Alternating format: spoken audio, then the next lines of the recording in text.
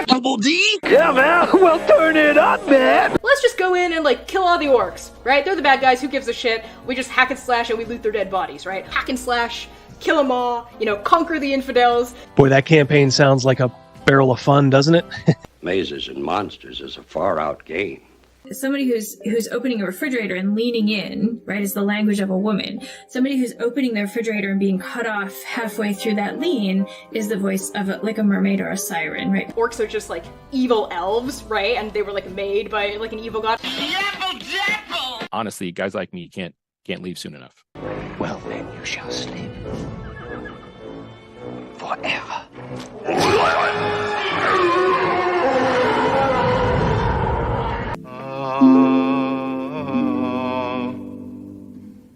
Bitter dregs.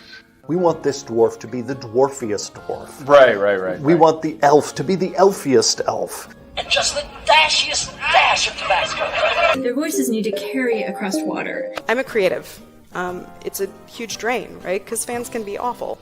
Costa del X, Lutherville, Marina del X, Otisburg. Otisburg? Who's this monster? She's got her own place, man. Otisburg? It's a little bitty place. Otisburg? Okay, I just wipe it off. That's all. It's a little town. Okay. We'll do it live. Okay. We'll do it live. Fuck it. Do it live. I'll write it and we'll do it live. Fucking thing sucks. In 5, 4, 3. Great sandwich.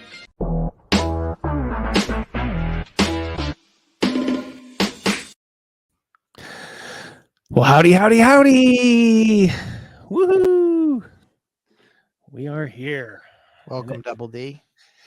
As you can tell, sitting in the Wells Fargo shotgun seat is our old pal, Crazy Mouse. Double D in the house today with Crazy Mouse in the house. Your triumphant return after a 2-week sabbatical, yeah. I think. Well, we got COVID ran through, not me, but everyone else, and life, gymnastics the one night, and just, I don't know. So just for the edification of our viewers, your entire family is vaccinated. Everyone is vaccinated. And they all got it. Everyone got it, but I didn't. And you're not vaccinated? No, I'm not. My wife, Mrs. Mouse, has not just the shot, but all the boosters, and she's had it now 4 times. God love her. Crazy. All right. Well, we better get off that topic before YouTube boots us themselves. I'm sure they got their finger over the delete button. How is everybody doing? It's L. L is my mole. He is my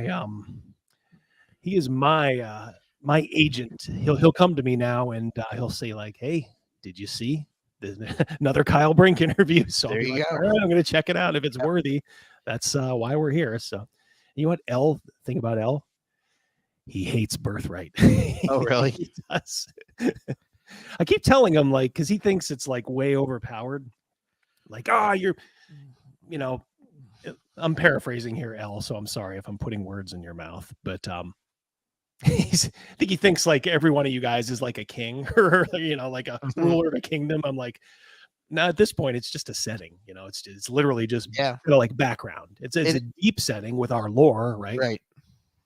I mean, it's when we first started, I think there was like 1 or 2 guys that ran a kingdom, and that was back in the 90s. Since then, I wasn't even playing. Yeah, you weren't even playing back then. And since then, it's it's pretty much just a background. So so sorry, L. I keep and Cal keep disappointing you guys. Cal just typed in that he loves Birthright. Cal's my man. Cal's my man. L's my man too. It's always good to have people that disagree with you, right? Keeps it going. Yeah, you don't. You want to be. You want to have people challenge you. So yes, let's see, who else do we have here? We have P. Leif. How you doing, my friend? Cobenizer's in the house. Max Boyvin, my man. How you doing, buddy? Maliki, my boy. Cobenizer. The hardcores are here. Biggest geekus. And you said Max is here? What's that? You said Max is in the house. Hey, not for nothing, Max. I caught some of yours in Double D's show. You did really, really good. And He has his own channel. It's in his name, Reactionary Gaming. Check it out. Definitely, I'd love to be on there when he's on there as well. Yeah. Yeah. We'll circle him in at one of these. Yeah. One of these points. Yeah, definitely. And there's my boy DM James. How you doing, buddy? It is always good to see you. Cobanizer. Panther is not going to be here. There's ANN. ANN is here. Yeah, man. Yeah, we'll get to that. That'll be the soft lead before we eFap. Yeah, some silly stuff at Drive-Thru RPG.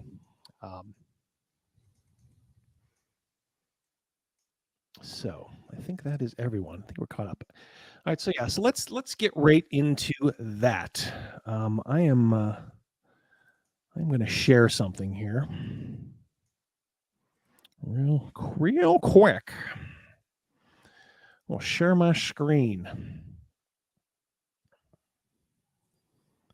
All right. Oh, that's not what I wanted, though. It's not the one I wanted. That was your grocery list or something. that was my grocery list. Teddy Grahams, cheese. All these tabs. They all look alike. Okay. Maybe this one. Yeah, this one's good. All right. So these are our friends, Miguel and Sylvia, who I think a lot of you guys know as the Red Room. They make their Wretched Verse line of RPG products, and these are really good. I forgot. I have the monster manual behind me, but I meant to put Wretched Western back there, and I will. And so they recently put a see if I can find it here for you guys. They put up a controversial game. Do you see it? So yeah, this isn't even their game. It's actually somebody else. But they were brave enough to put it up there, and it's kind of just like a balls to the wall. I think I do not own this game yet. Although now I'm going to have to try to track it down. But yeah, this just a game of essentially like toxic masculinity. It's essentially probably just like something you get just for the fun of it. I'm not sure how many people would actually play it, but sometimes you just want to, sometimes you just want to, like we do, some one-offs. Yeah, do one-shots. Hey guys, not everybody's showing up. Let's play men tonight. As you can tell, what this game is all about. Muscle cars and machetes. Yes, little M&M. That's right. Yeah, so they put this up a couple days ago, and that was on Drive-Thru RPG. Well, Max wants to see that played on live stream. yeah. So this is this is what they woke up to a few hours ago. Publisher account, the Red Room has been closed from Drive-Thru RPG. So you can kind of tell here. 1 second, let me turn my camera off.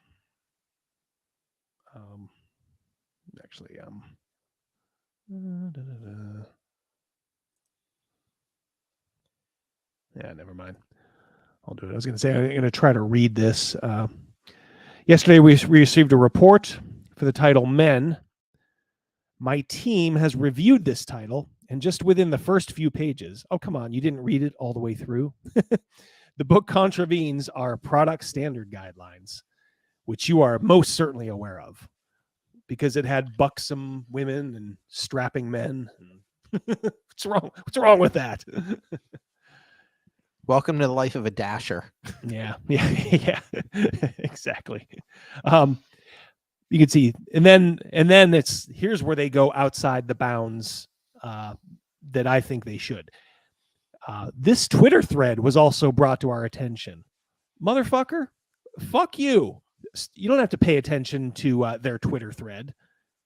You're helping them sell hot dogs. It's like, this is not, I guarantee you, I don't have this game. I guarantee you it's not pornographic. I guarantee you it doesn't call for real life violence against anybody.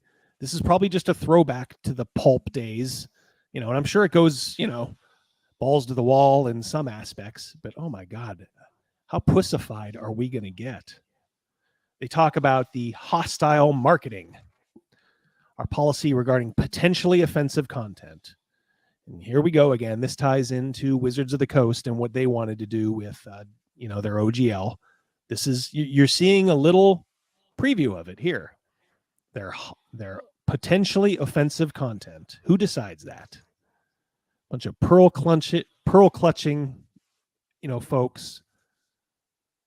And in the old days, these would have been like church people. In the 80s, these would have been like the Satanic Panic guys. Yeah. Now they're on the complete opposite end. It's not the church people anymore. It's, the people that, used to think were, I don't know. Reported by customers, is to deactivate such titles. All right, so it would have been one thing if they just said, hey, you can't sell this anymore, which, okay, sucks, but that's fine. But then they drop this personal thing at the bottom. Miguel, we have tried our best to work with you for the past year, but your stance toward our company and your treatment of our social media administrators, I don't know what that means, has always been aggressive, bordering on abusive. What these people consider abuse, you always have to keep that in mind. If you disagree with a lot of these people, they consider that abuse. And that is not an exaggeration. That is 100% the truth. Okay, so I do not buy this. I've seen Miguel interviewed, and I'm granted they push the envelope because they don't like leftism. They don't like the woke bullshit that's invading our hobby. But I guarantee you he was not, abusing these, these poor people that drive through RPG with F-bombs and, telling them to GTFO and all that. We will not tolerate it any further. We have decided to close your account effective immediately. We have transferred your remaining account balance. There you go. You get to see what they've made over the last probably month. We wish you the best in your future endeavors. No, you don't. Cowards. Well, there you go. What do you guys think? Unbelievable. I've like I said, I've seen Miguel and Sylvia interviewed. They're really, really good people, and they're just trying to sell games. They're hard workers. They're pumping out their own line of RPG products. Not for nothing. I wonder if I've been to the 2 Gen Cons and you've been to, 10, 12. Many, yeah. What if we've seen these guys at a booth just trying to make a living? Yeah, well, people like them. I think they're actually over in Portugal, if I'm not mistaken. But I mean, there are folks like that out there who, I mean, the thing is, Gen Con, just by the way they've treated people over the last couple of years, they've kind of turned off, a large part of their audience. Yeah, I mean, I would love to meet up with some of these folks. They're in the chat right now. I don't know. It's at some sort of venue at some point. But yeah, so anyway, we should pick a Kansas City con. We can go there. Middle of good food. Absolutely, get some barbecue. Yep. So anyway, there you have it. So now the good news is they Drive Through RPG was only one venue. Now, granted, it's the one that a lot of gamers go to first, but you can always get their stuff on Lulu, I believe. And I think I put the link in there earlier. And if Cal and ANN are here, just sprinkle it in throughout the night. These they're good. I'm not sure how good they'll be for long-term campaigns, but these are really good for a little short-term, hey, let's mix things up. Let's just do something for 3 weeks, play a game from people who, don't hate us. And actually, the system is solid too. It's very simple, very solid. So you will not regret it. Like I said, I picked up Wretched Western, and someday I plan on just doing a little mini thing with it. And we're going to be picking a new campaign. Oh, book. Yes, we are. for our Friday night game. Friday night game is no longer Wizards of the Coast. Yeah. No longer. Now I bet you guys are just wondering what we chose, but I told Crazy Mouse, and he is like a bank. So he, I told him not to slip up. I don't, yeah, and I won't. So you're not going to tell him that we're playing the Guys, thirsty sword lesbians game. DM me later. yeah. He'll, so yeah, we are. We actually starting tomorrow will be our first session. I don't know how much playing we'll do. We still got some characters to rebuild and redo.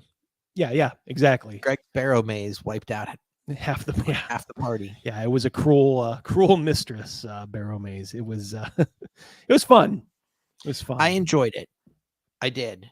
Yeah. There's nothing I didn't enjoy about it. The threat of the danger was there. I know Gavin wanted more treasure, like to collect more treasure, but in character, my character that isn't his motivation. So you just wanted to get out of there in one piece because you were starting to see all the. Well, my character would have been the only original one left. Because that's true, yeah. Because my wife's character is pregnant. Yeah. And then her side character passed away. We have a barbarian in our group named Zubova who aged 40 plus years. My daughter's character, she's saw a ghost and she's Rogan keeps going through him left and right.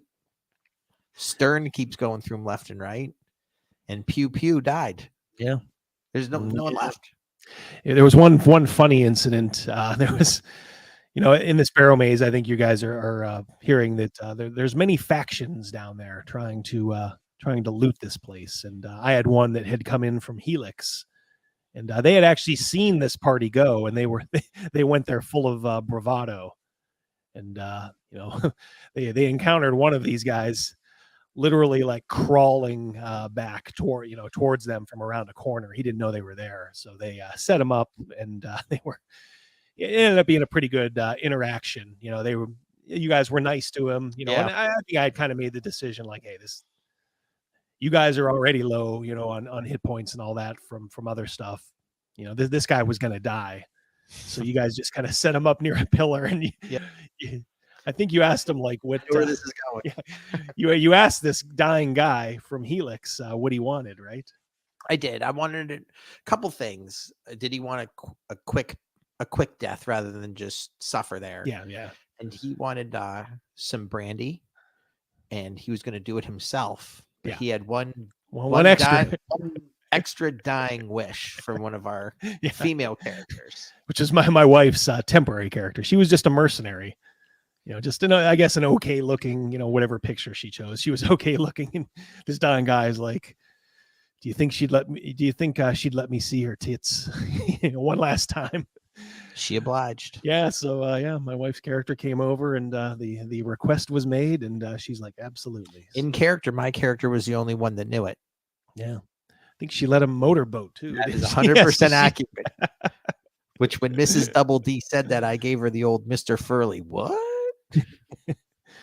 You know what I like too is you guys kind of left him, and then that was it. You didn't. Oh, he wanted to die in peace. Yeah. So we honored his requests. But I think a lot of parties out there would have been like, I'm gonna sneak back, and I just want to make sure that he's dead. It's like, no, his tale is over. Mm-hmm.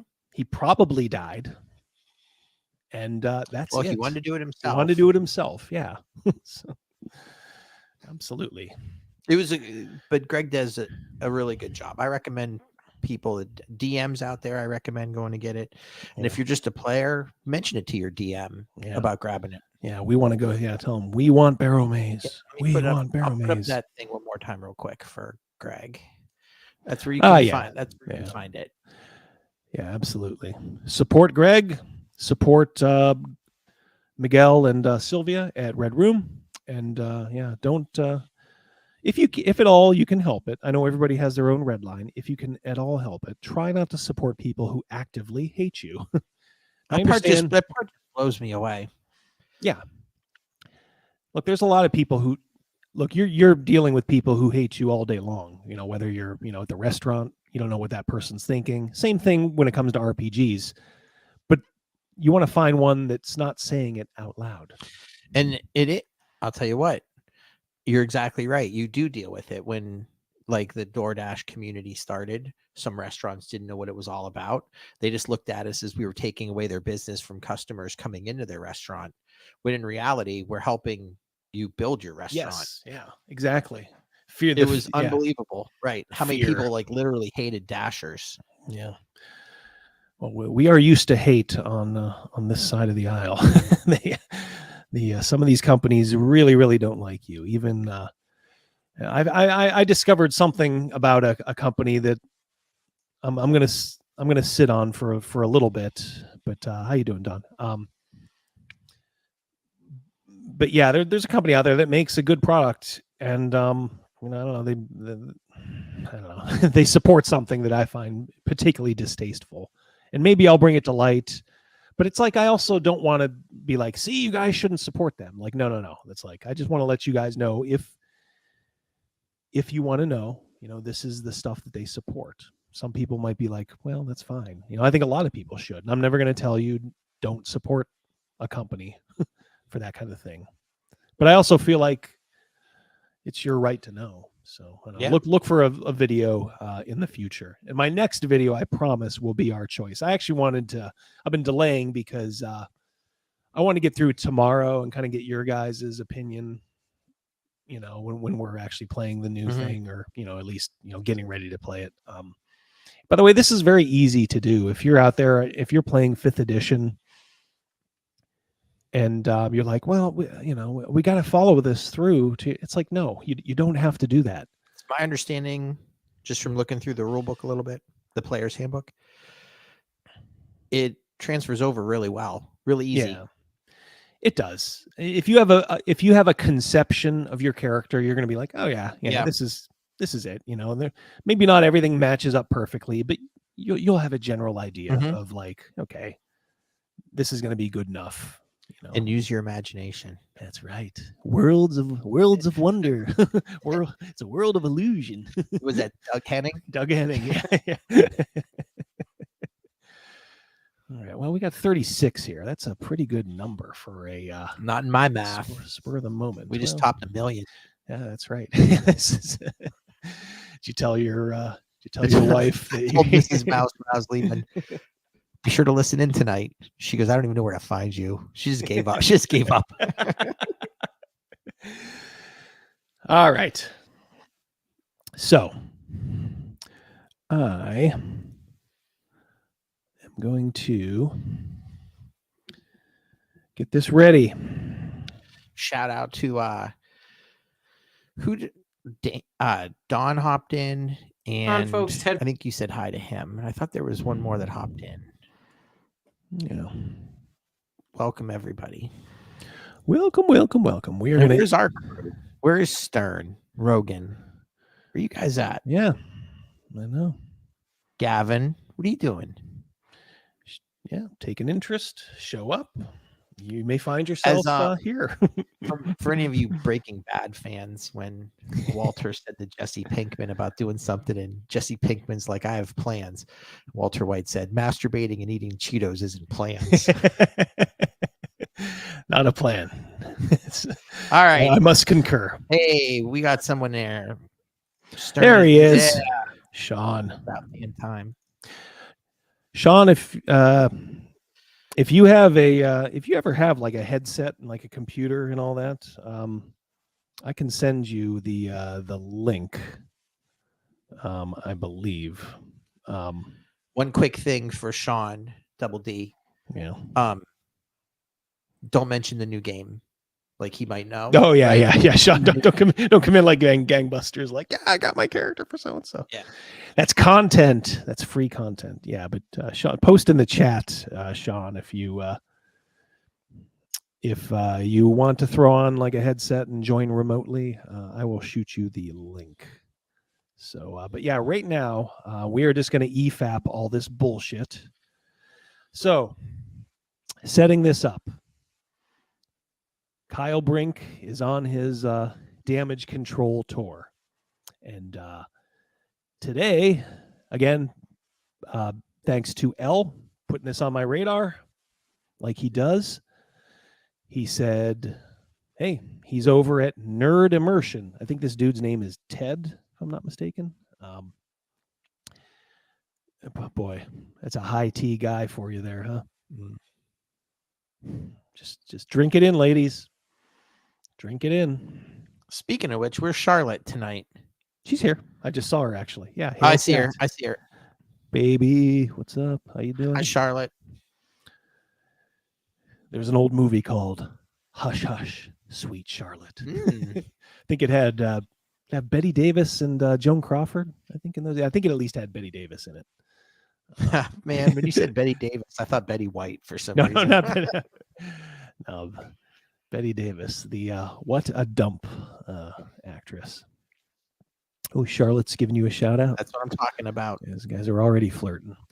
All right, so yeah, Wizards of the Coast is. I'm just gonna let this guy take it away. So yeah, this is like there was 3 black halflings, and boy, who'd have thought those guys had the best interview of them all, and it's not even close.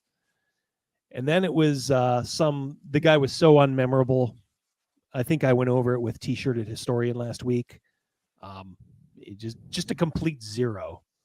I can't even remember his name.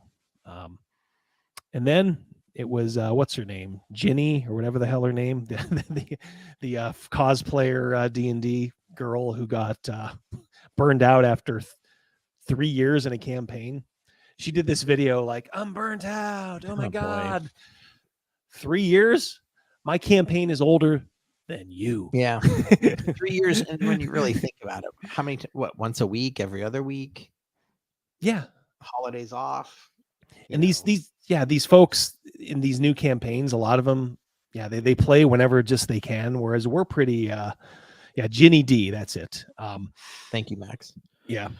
But yeah, I think some of them just like, we can't play because Mrs. Double D, she's in a board game group with some of these critters, these Critical Role folks who are starting a new campaign, and it's like the wonder of D&D, and it's already like faltering because she'll ask like, how's that going?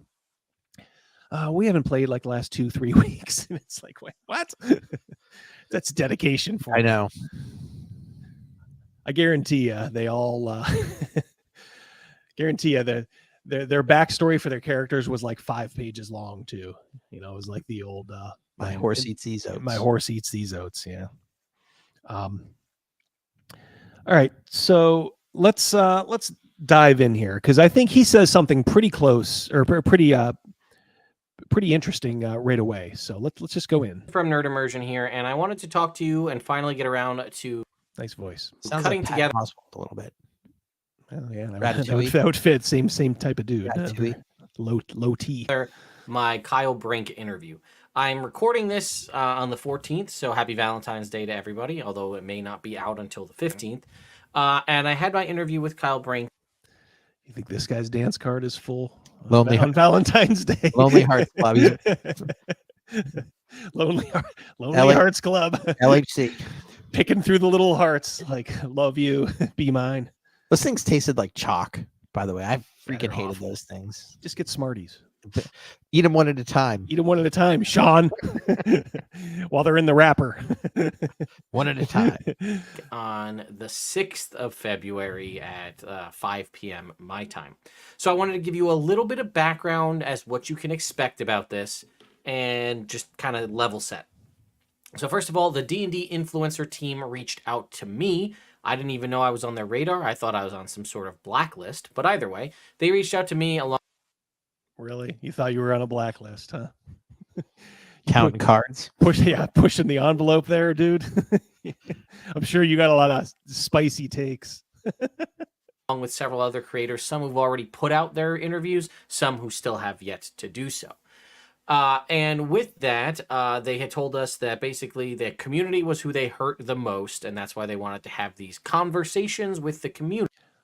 Well, I was part of your community, Wizards of the Coast, up until 2 weeks ago. Last week, actually.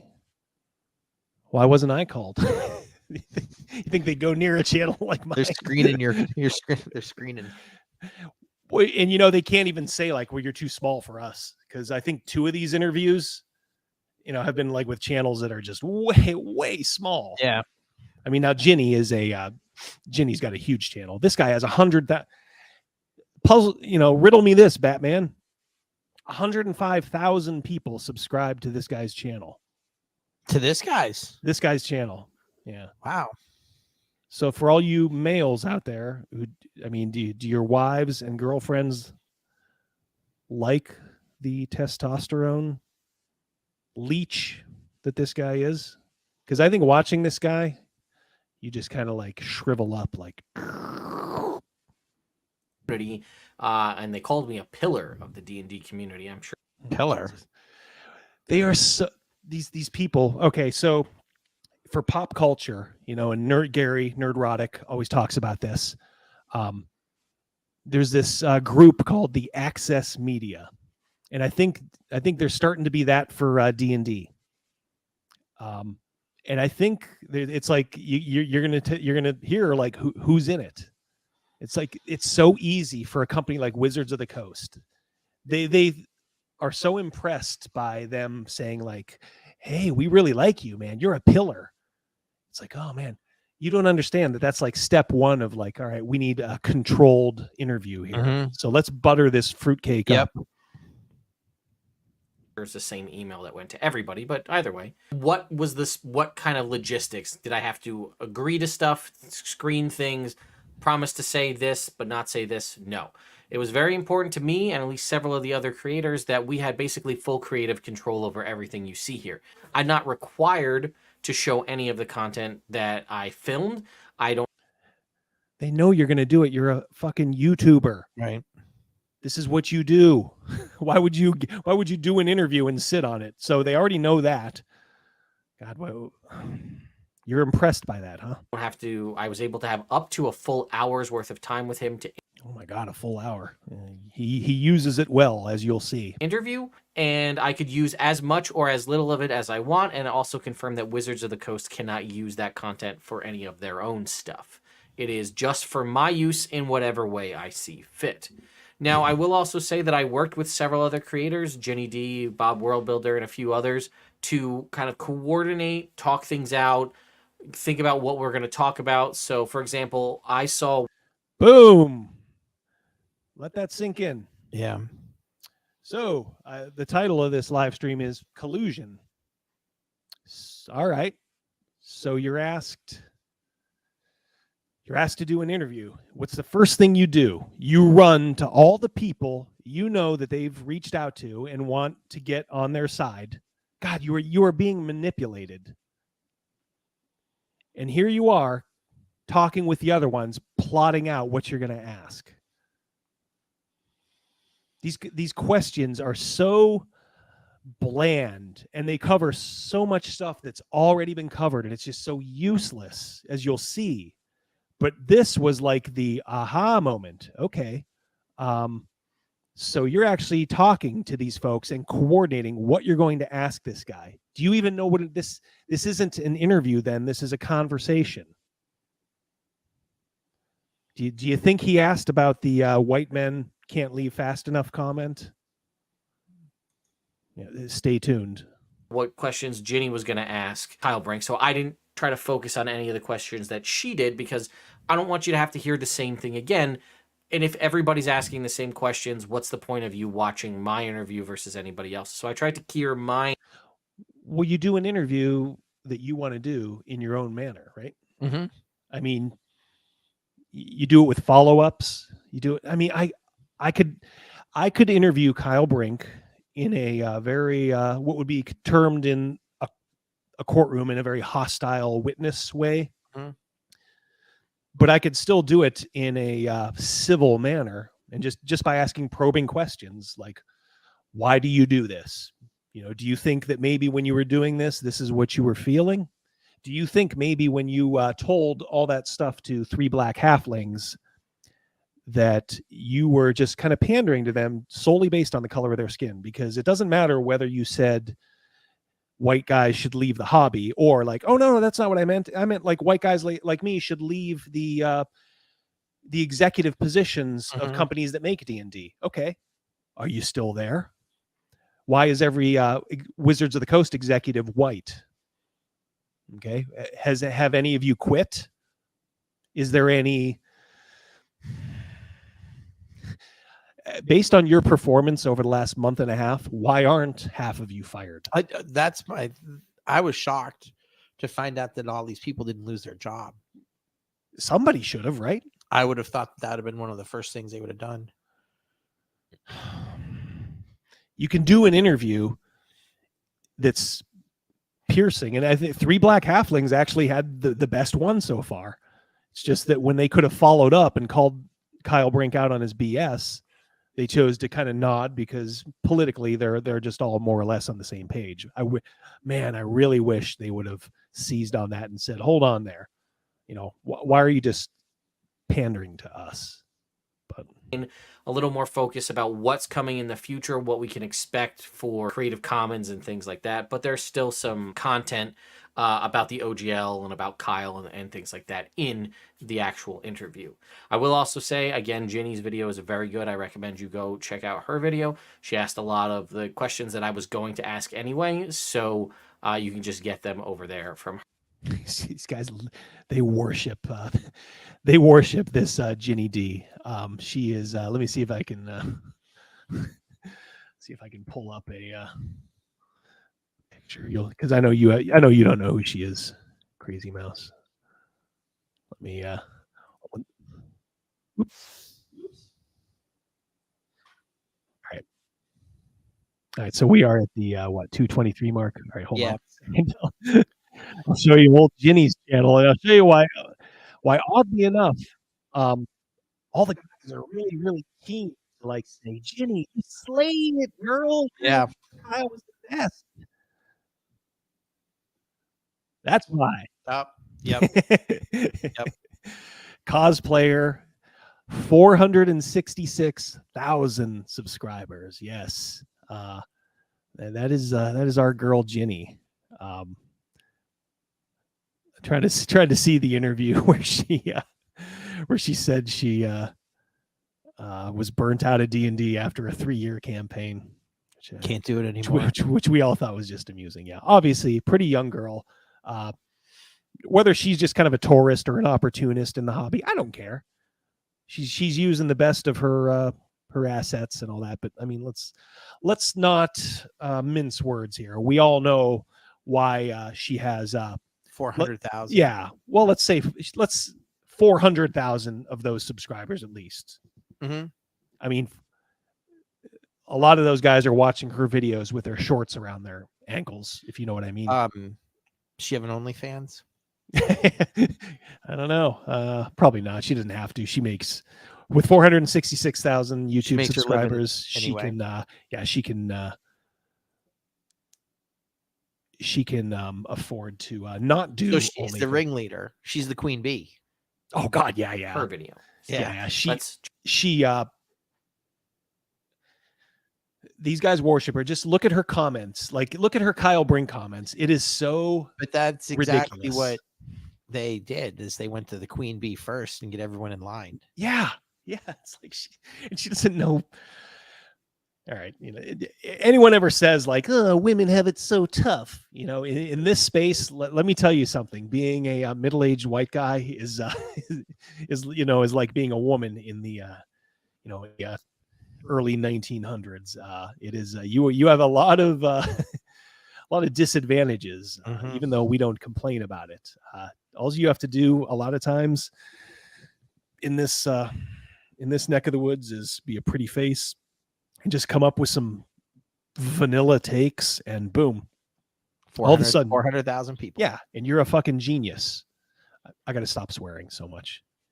Put a swear jar between. I shouldn't be, and I'm serious. I shouldn't be using the F word so much. Well, just doesn't come out. We'll cut it back, and we'll make conscious effort to that. So we're sorry. But also it shows that you're a little bit passionate about this. Well, yeah, But I also don't want it to be like, oh, I'm so jealous of these guys. Like, no.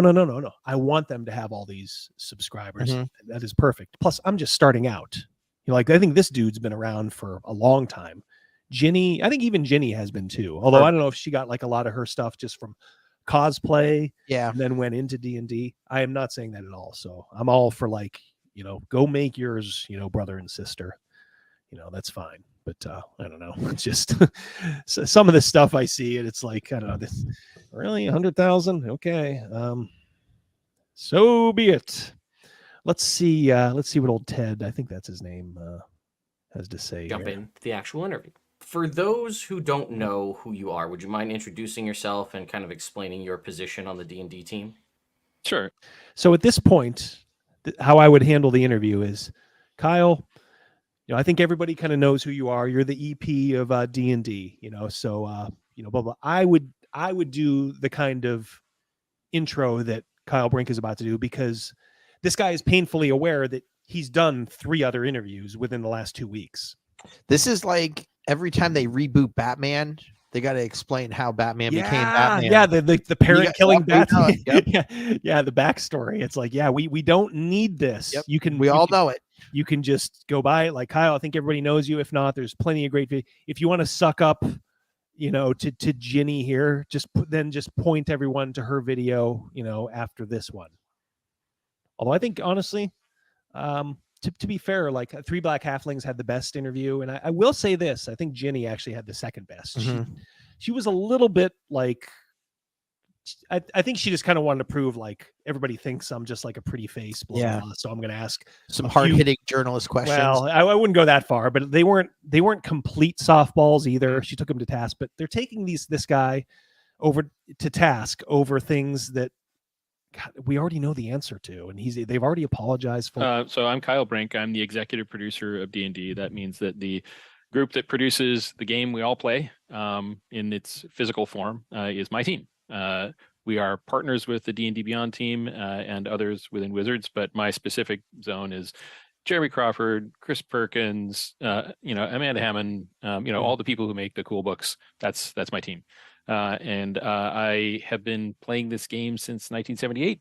Had a continuous campaign since 88. Some of the same players today as then. Wow. So this game is my life.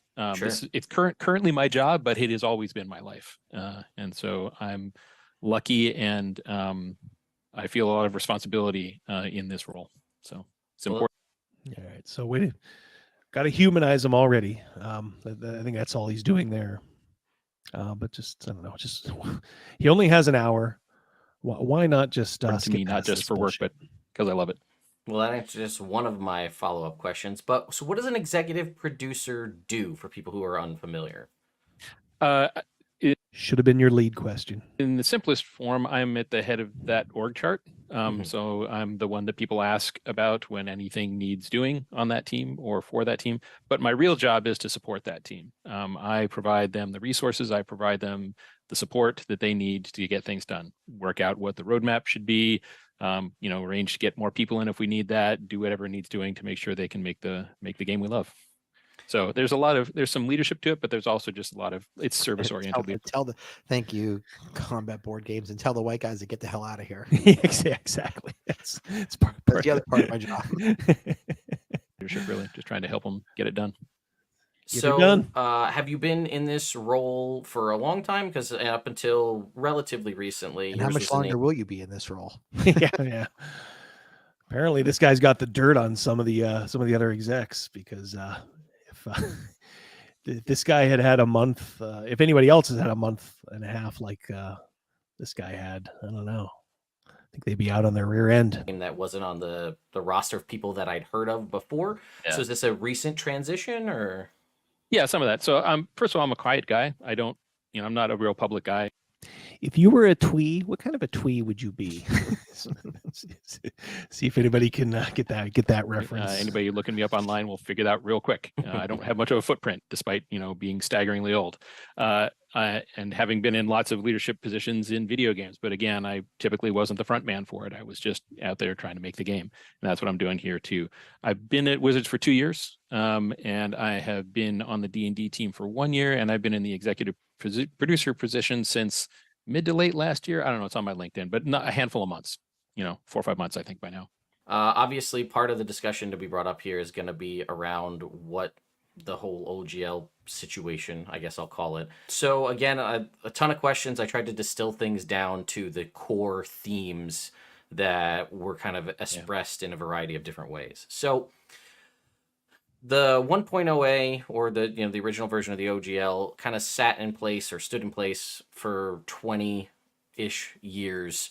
And even during the transition away from that, during 4th edition to the game system license and then back to 5th edition, it kind of stood out there, kind of operating on its own. So why now is the general consensus? Why make attempt to the whole situation we're in? Why going into 1D&D? Why the decision for now? Not a bad question, but you didn't need to take a minute to ask it, Ted. So there's been a growing desire over the life of 1.0A to update it within Wizards. That desire has been there for a while, since much longer than I've been here.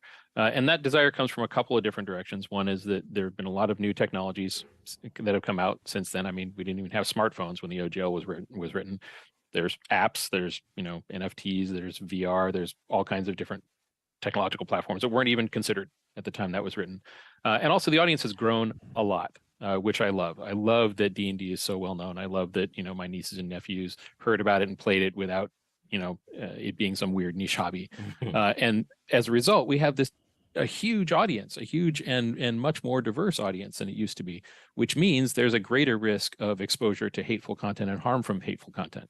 So it's also a much more attractive target for an outside firm with significant resources to come in and go, well, that's an interesting market. Maybe I would like to step in there and use the opening of this OGL to dominate that market in some way. And so these have been emerging risks that have been growing over time. And so as time goes on, the audience gets bigger, the risk gets bigger. I mean, some of that might be true. Okay, some of it. More technologies emerge, the risk gets bigger. And so while there's always been a desire to update the OGL, I would say that right now is when the pressure from the perceived risk got to the point where action was actually being taken to update the OGL. Just very disingenuous, because the Hasbro or the Wizards of the Coast CEO said that they wanted to D&D's under monetized. Okay, so why are you covering for them? The pressure that was building was, okay, we need to figure out how to dip our beak into Paizo's business. Shameless. But this is, I don't expect him to say otherwise. I mean, he's out there to protect the brand. The shield. He's the shield. But what I want to know is why this guy on the right isn't saying, oh, come on. I mean, come on. You got to be a little bit, you see him in my intro all the time. You got to be a little Bill O'Reilly here and be like, oh, come on there, Kyle. Isn't it true that blah, blah, blah, blah, blah, blah. Push him a little bit, for God's sake. So if you ask why now, it's because that the sort of concern levels had reached enough height that action was being taken. So to that point then, as far as, and you kind of alluded to it a little bit, as far as it sounds like it's been a conversation that's been happening for a while. There's been a lot of questions about where was this, I mean, we kind of have a little idea of why, but where was this directive coming from? A lot of people are saying, was it the Dungeons and Dragons initiative? Was it Hasbro? People are just looking for transparency on that. Yeah, it was not coming from the game team. The game team prefers to make the game. Sure. And getting into legal structures is not really what we do, other than being rules lawyers from time to time. That was then. This is now. Ha ha. Guess who's going to have their nose in the business of Wizards of the Coast and Hasbro? So this is why, if you have any Hasbro stock, you're going to want to sell it, even if you are at a loss, because I can't see it doing very well over the next. It's already lost like half of its value within a year. Remember that movie with Jim Carrey and Tay Leone, Fun with Dick and Jane? Oh yeah, I never saw. I remember the original with Jane Fonda and George Segal. It had Alec Baldwin was like the head of the company, and They just threw Jim Carrey's character out there to be the fall guy for this like fledgling business. Might be it. Could be. It's from other parts of the organization, generally speaking. There's concern, obviously, about, hey, are we protecting our IP well enough? Are we going to suffer brand damage if somebody comes in and produces a bunch of hateful content that gets associated with our brand? There we go. I guarantee you, he has a talking point from Cynthia, his boss. I always make sure to throw that in there. We got to keep on message. This is big business. And these dumb YouTubers, and that's all they are. I'm sorry, but hold on. Check out this post. Here's someone that asked actually something that I don't know the answer to. There's 54 in the chat. Can we like and share to get 100? I don't know how to do something like that. Well, just tell everybody. Go ahead and hit that like button if you would. But is there something they could post out there live right now? No. Just remind everybody who's watching. Yeah, go ahead and throw a like on it. I usually don't during the live streams. I don't like to hit you guys over the head with it. I usually do pretty good. But absolutely, thank you very much. That is a good point. Actually, I kind of lost my train of thought there. We got you off of swearing too. Got me off of swearing too. But let's continue. KG's going to college on your swear jar. That's right. Are we going to suffer from some sort of outside use of new technology that we're not aware of, changing the nature of the game in a way that we are trying to prevent because we want the game to stay true to it? They think hateful content is going to change the nature of the game. And that's what I was going to say is like these dumb rubes. And I hate to say it, but that's how they see these YouTubers. That's how WotC sees these people. They are useful idiots. Combat Board said the CBG said the same thing right now. Yeah, great minds and all that. Absolutely, yeah. It's an old Soviet Russia term. Does that have anything with a Chinese spy balloon? Anything shit? I saw Biden admitted, like, yeah, we're shooting down these balloons. We don't really know what they are, though. They could be private balloons. They could be like weather balloons and all that. Well, it's like, why are we shooting them down? But yeah, they keep allowing Wizards of the Coast to keep saying this idiotic stuff about hateful content, which is just, it's not an issue. It never was, never will be. Or whatever concerns. So those concerns come from a lot of different directions. Some from business, some from legal, some from other corners of the organization. And keep in mind when they first started, they first proposed this OGL. That hateful content thing was last on the list. Mm-hmm. Or, it was not. It was the big thing was financial, because they thought they could get away with it and that everybody would understand. Ironically enough, it's people like kind of on our side of the political spectrum, or at least my side. I don't want to speak for Crazy Mouse, but on my side, who would have understood that? Like, yeah, I guess I can understand that. Although you may face some backlash for it, but I don't know. They decided to go all in after all that.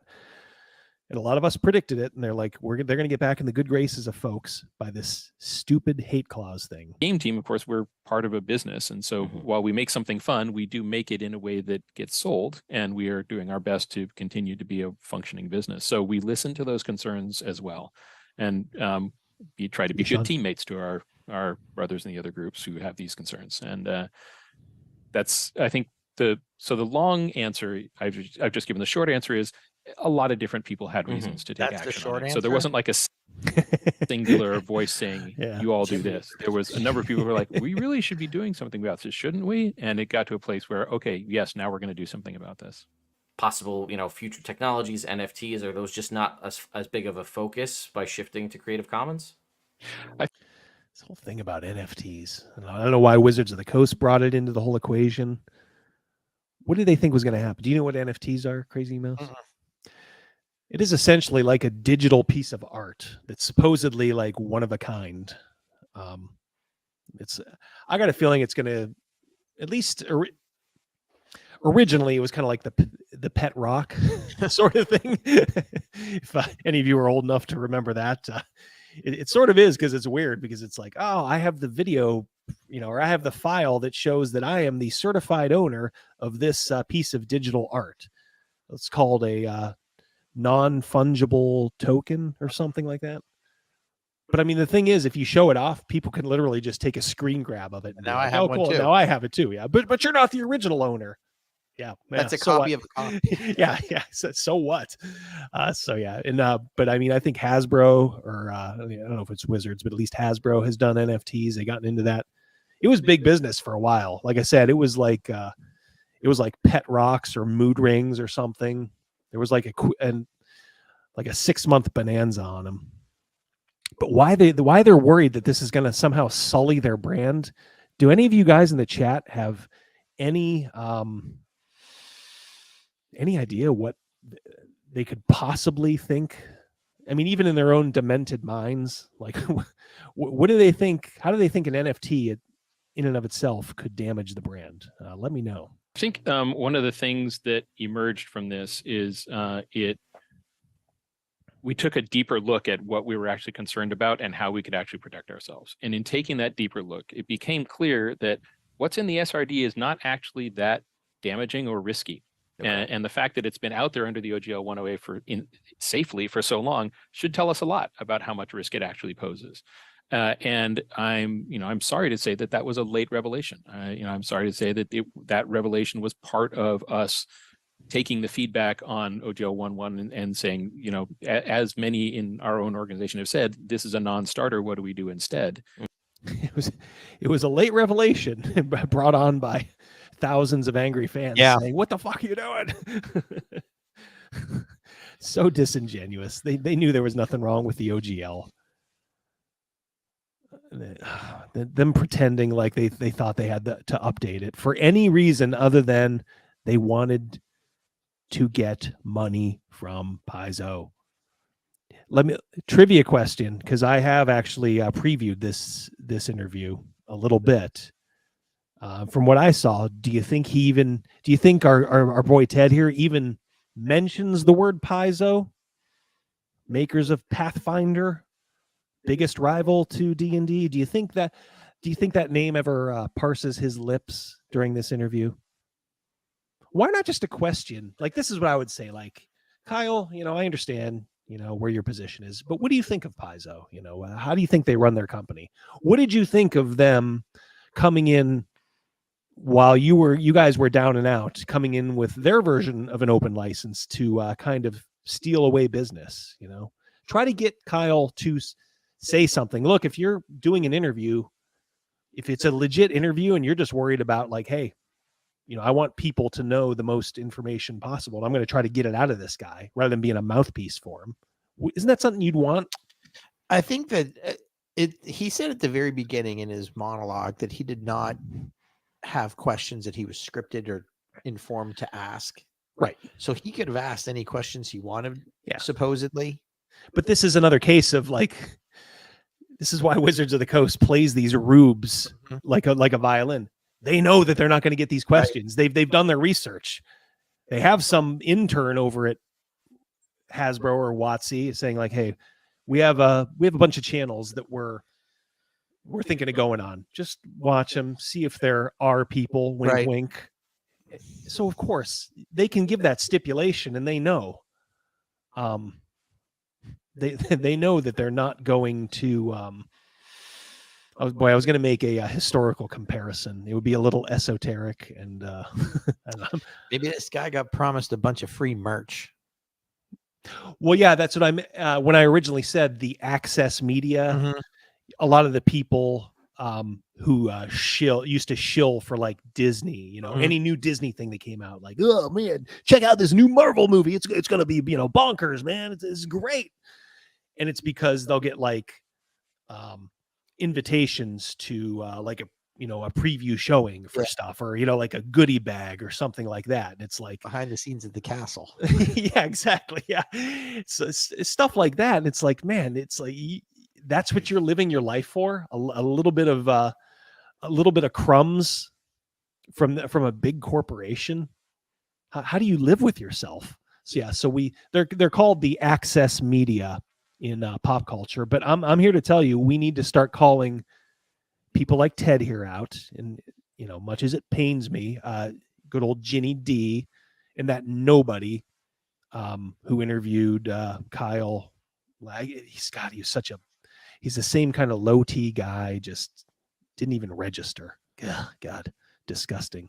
And you know what? I don't even know if I'd put 3 Black Halflings on there because I thought they at least tried to do a decent job. But all these other guys, they're just looking for, oh man, when you redo Spelljammer next time, make sure to, keep me in mind. Remember, I was a good soldier. Wink, wink.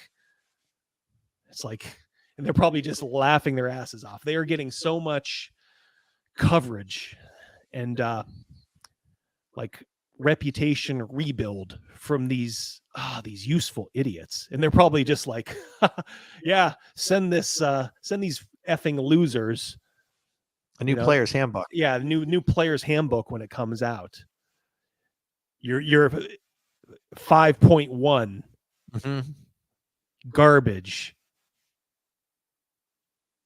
And looking at it and saying, well, actually, if the SRD isn't that damaging, why not just go Creative Commons and just end this conversation? Oh God, here we go. He's been on this for every interview. Well, we're going to throw it in the Creative Commons. We're going to Creative Commons. Why don't we just do it Creative?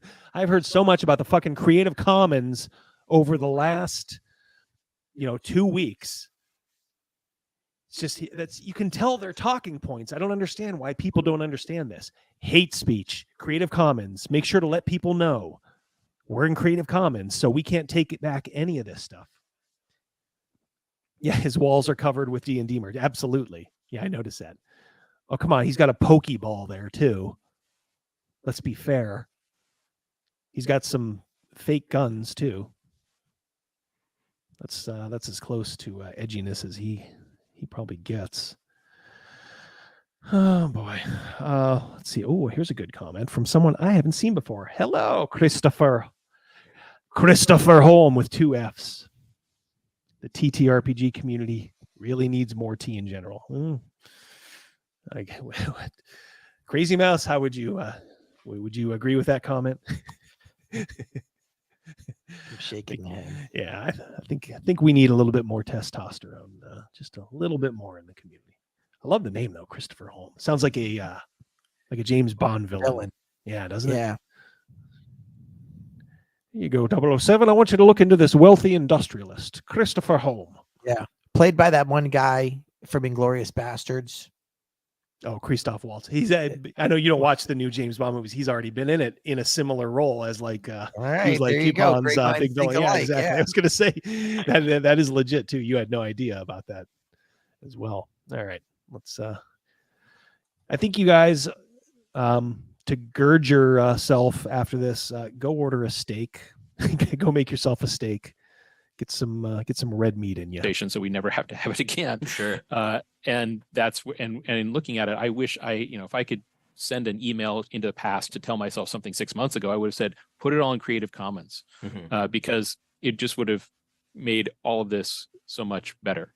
We would all save ourselves all this pain, and it fundamentally our protections aren't coming from the fact that the OGL was some sort of robust legal structure, and it's not coming from the fact that the Creative Commons is going to give us all kinds of control. It comes from the fact that we have a lot of protection already from copyright and trademark in the stuff that's not in the SRD. So if somebody actually wanted to come out and call something D&D, well, they can't. So we actually have that protected, right? So there's only so much actual risk. So the perceived risk was much higher than the actual risk.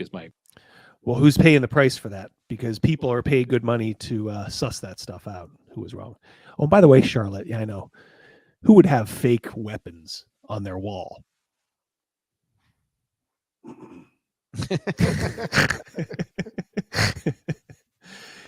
You wound me, girl. You wound me.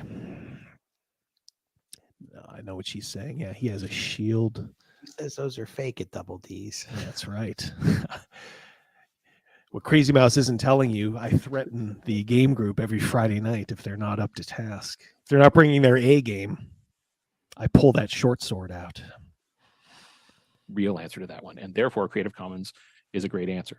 So I'm going to say there's 3 takeaways from this. One, it appears the D&D design team was not the group involved. He stayed, like I said, I looked ahead a little bit. He does these bizarre...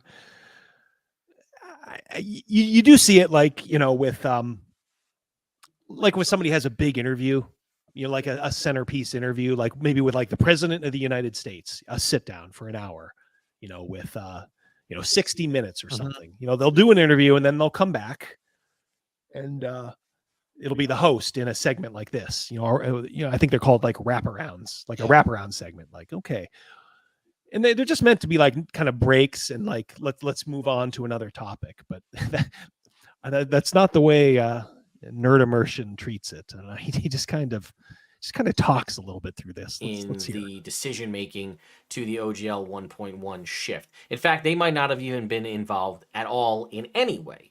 That being said, a lot of those folks on the design team were third-party publishers for 5th edition or have friends or relations there, and now have shifted into working at D&D. So I think I don't imagine most of these people just cut ties completely and forgot where they came from. They have an interest in this as well. And again, we're probably speaking out to the degree that they could without fear for their job.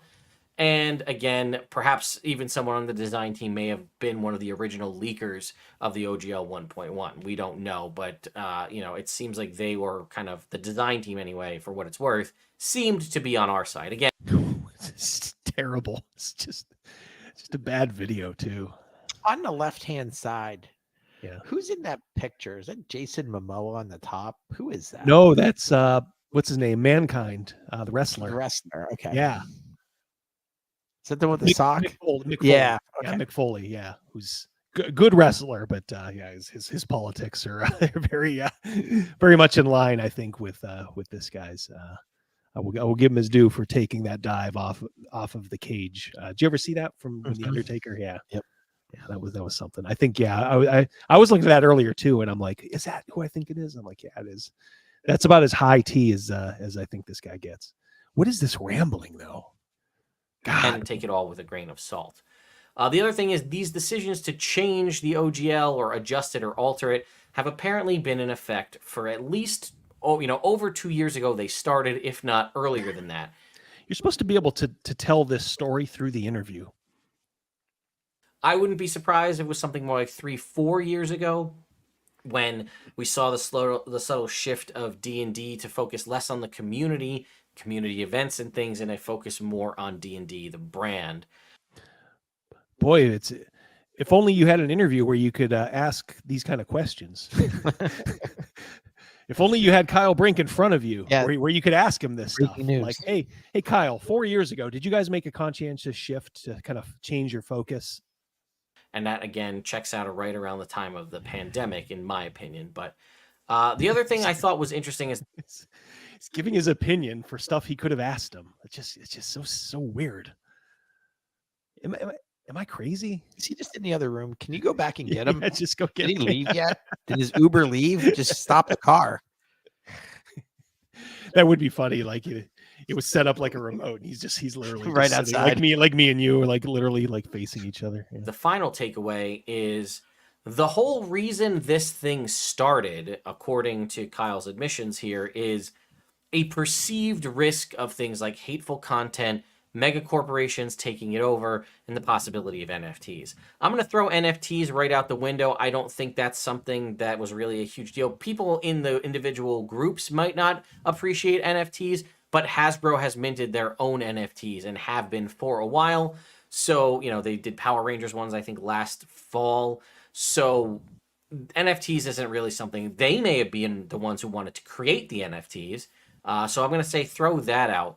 But the other thing, how long has he been talking? It's like you come here for an interview and you get this shill just telling you things that he should have asked. That is news, actually. Mother Susan stepped down as CEO of YouTube. Wow. But there's someone a couple down after that. Cobenheiser kicked in with that one. Yeah, that's kind of Cobenheiser. That's what I was worried about, and I was like, one of those things like, be careful what you wish for. Anybody trust and safety is that is bad news. When you hear of trust and safety, Those are people that if they had the authority and the ability, they would start sending people away to gulags. So yeah, well, who knows? Who knows where this channel will go? But yeah, I could see things getting worse on YouTube. Oh well, been a good ride, right? It's not over. It ain't over yet. But I'm not going to stop saying what I say, and I'm not that controversial. I think. I mean, I'll say things that some people won't, but it's not like I don't know. Trust and safety. You will get neither. Yes. Yeah. Like the Ministry of Truth in 1984, responsible for telling the lies of the regime. We are in very, very odd times. Thing is the hateful diversity and inclusion, which is responsible for promoting. Let us just say one set of folks to the exclusion of others. Content, and more will come up on that later with a content policy. And then the other aspect is this concept of like mega corporations. But we then go on to say later on that risk was perceived to be significantly more than it actually was. And it was a late revelation.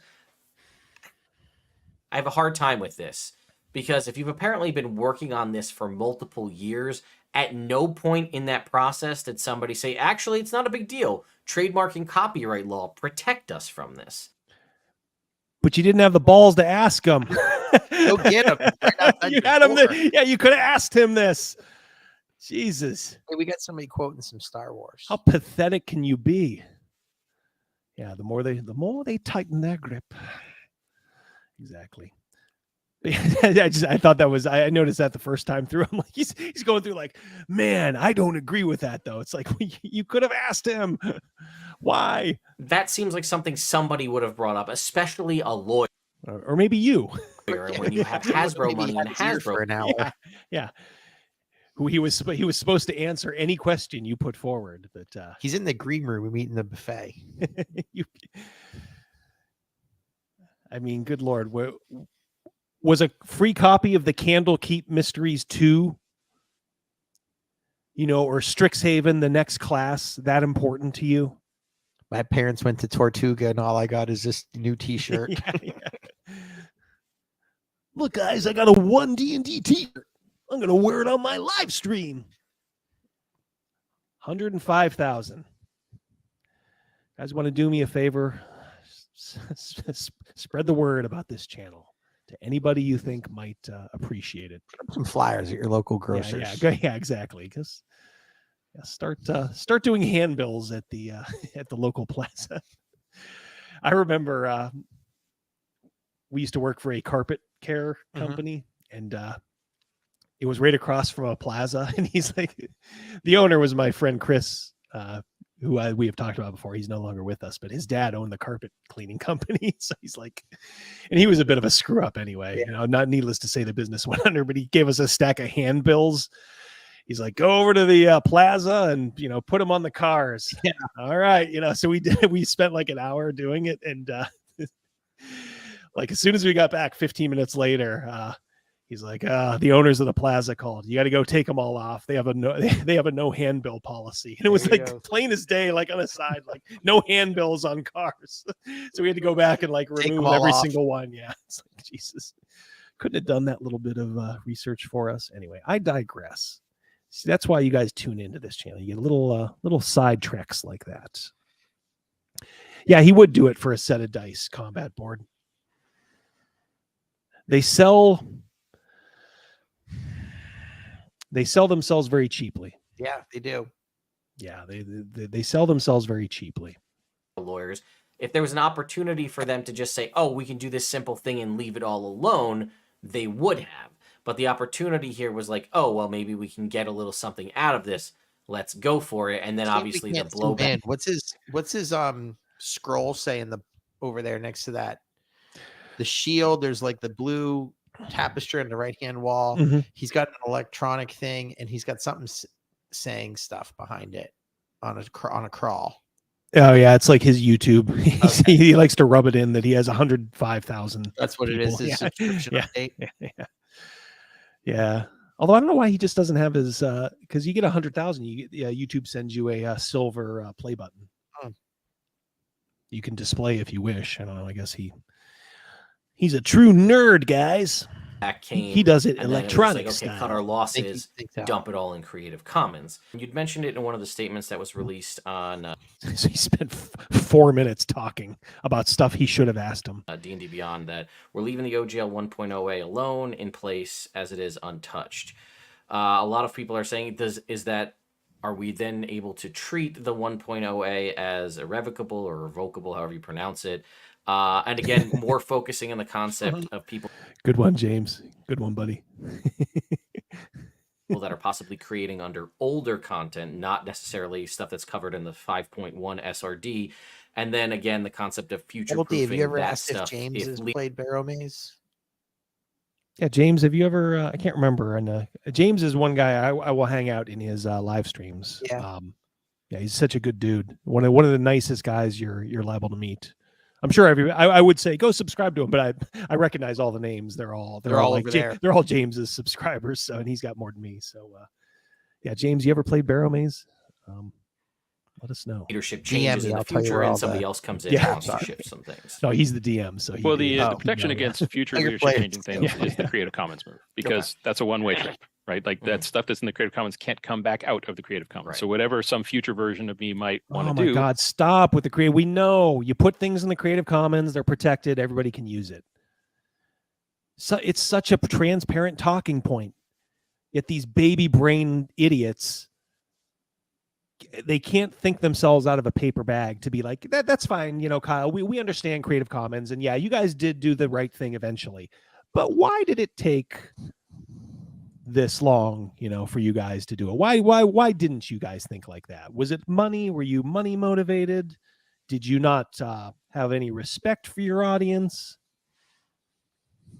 That's a done deal. There's no gaming license we could put out there that would somehow mean you could no longer use the Creative Commons. But the stuff that the SRD that's out there is out there at the end. So it kind of shortcuts a lot of that conversation by making it just mechanically impossible. That being said, the stuff that's been published under 108, the reason why we said leave it alone untouched is people want stability. And so what's more stable than everything is exactly as it was? That's pretty stable. And we've also got there's no upside to trying to change the OGL because the Creative Commons basically supersedes it in any way. Like if we tried to make OGL more restrictive, the Creative Commons would supersede it. Talking about this like, well, duh, that's the way it is. It's like a month and a half ago, you guys couldn't see this.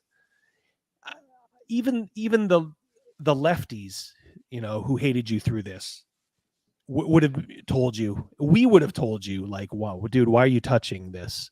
Oh, well, we want to. If you were honest, we want to get some of Paizo's business. Like, it's not going to fly. You guys are just going to end up looking really, really bad. Double D, you can't convince me right now that they're not in the same room. His background, it just looks like against the other wall. He has, to his credit, he has been against the same background. He's Kyle's just on the other side of the room, and that's just the back.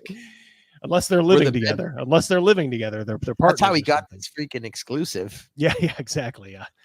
No, because Kyle will say like during one of his first interviews, he pointed back like, well, obviously I am in my gaming den. And it's like you can see a 1/4 of one of your bookshelves. Yeah. No, we don't know what the rest of your room looks like. Well, Kyle. according to my background, I'm in outer space. It's just all black. That's right. Yeah. You're like a moon or something. I'll make mincemeat out of that mouse. Do you ever hear how Crazy Mouse came about? Me and lore. We got some lore here. Yeah, me and Mrs. Mouse were just on a date. And I think that the Christian Bale Batman was maybe coming out or something. We're just talking about like superpowers. And she just, I don't know, generically, and she's not even into like superhero, like she's not into any of that stuff. She said, what would be your superpower? And I was like, man, I just wish I was always like the same temperature. Like I always just felt like it was like 65 degrees outside. My body just acclimated to it. She goes, "What would your name be?" I was like, "I don't know, something like Crazy Mouse." And that's how the whole thing That's starts. it. That's it. That's the alpha and omega. Run over and publish on. I hope you guys were here for that. There you go. Were you guys here for the moment that 820. his backstory was? This is like the Bruce Wayne getting his parents shot. Yeah, we'll revisit that in the next reboot. Instead, it was you like going like, I don't know, Crazy Mouse. Crazy or Mouse, I something like guess. that. Yep. Just picture you like Norm Macdonald doing like Burt Reynolds. Like, Yeah. I don't know, like Yep. chewing I on don't a know, piece Crazy of gum. Mouse. Yeah, Crazy Mouse or something. I don't know. Under Creative Commons. So there's no incentive for anyone to change the OGL, which I felt was much stronger than stating that it was irrevocable, especially at a time when no one's going to believe me if I call it irrevocable anyway, because we've done so much trust damage, right? So the answer to is the OGL Oh, 1.0A going to be defined as irrevocable? Apparently, no. The concept is, one, I did appreciate at the end where he did say, no one would believe me if I said it anyway, because we've done so much trust damage, which is an admission that they're aware that they've really screwed up and kind of shredded all of the goodwill and trust that's been built up over the years. Why didn't you tell him that? Just look him straight in the eye like nobody else has, none of your buddies. Or were you afraid Ginny, you were going to get a terse text from Ginny?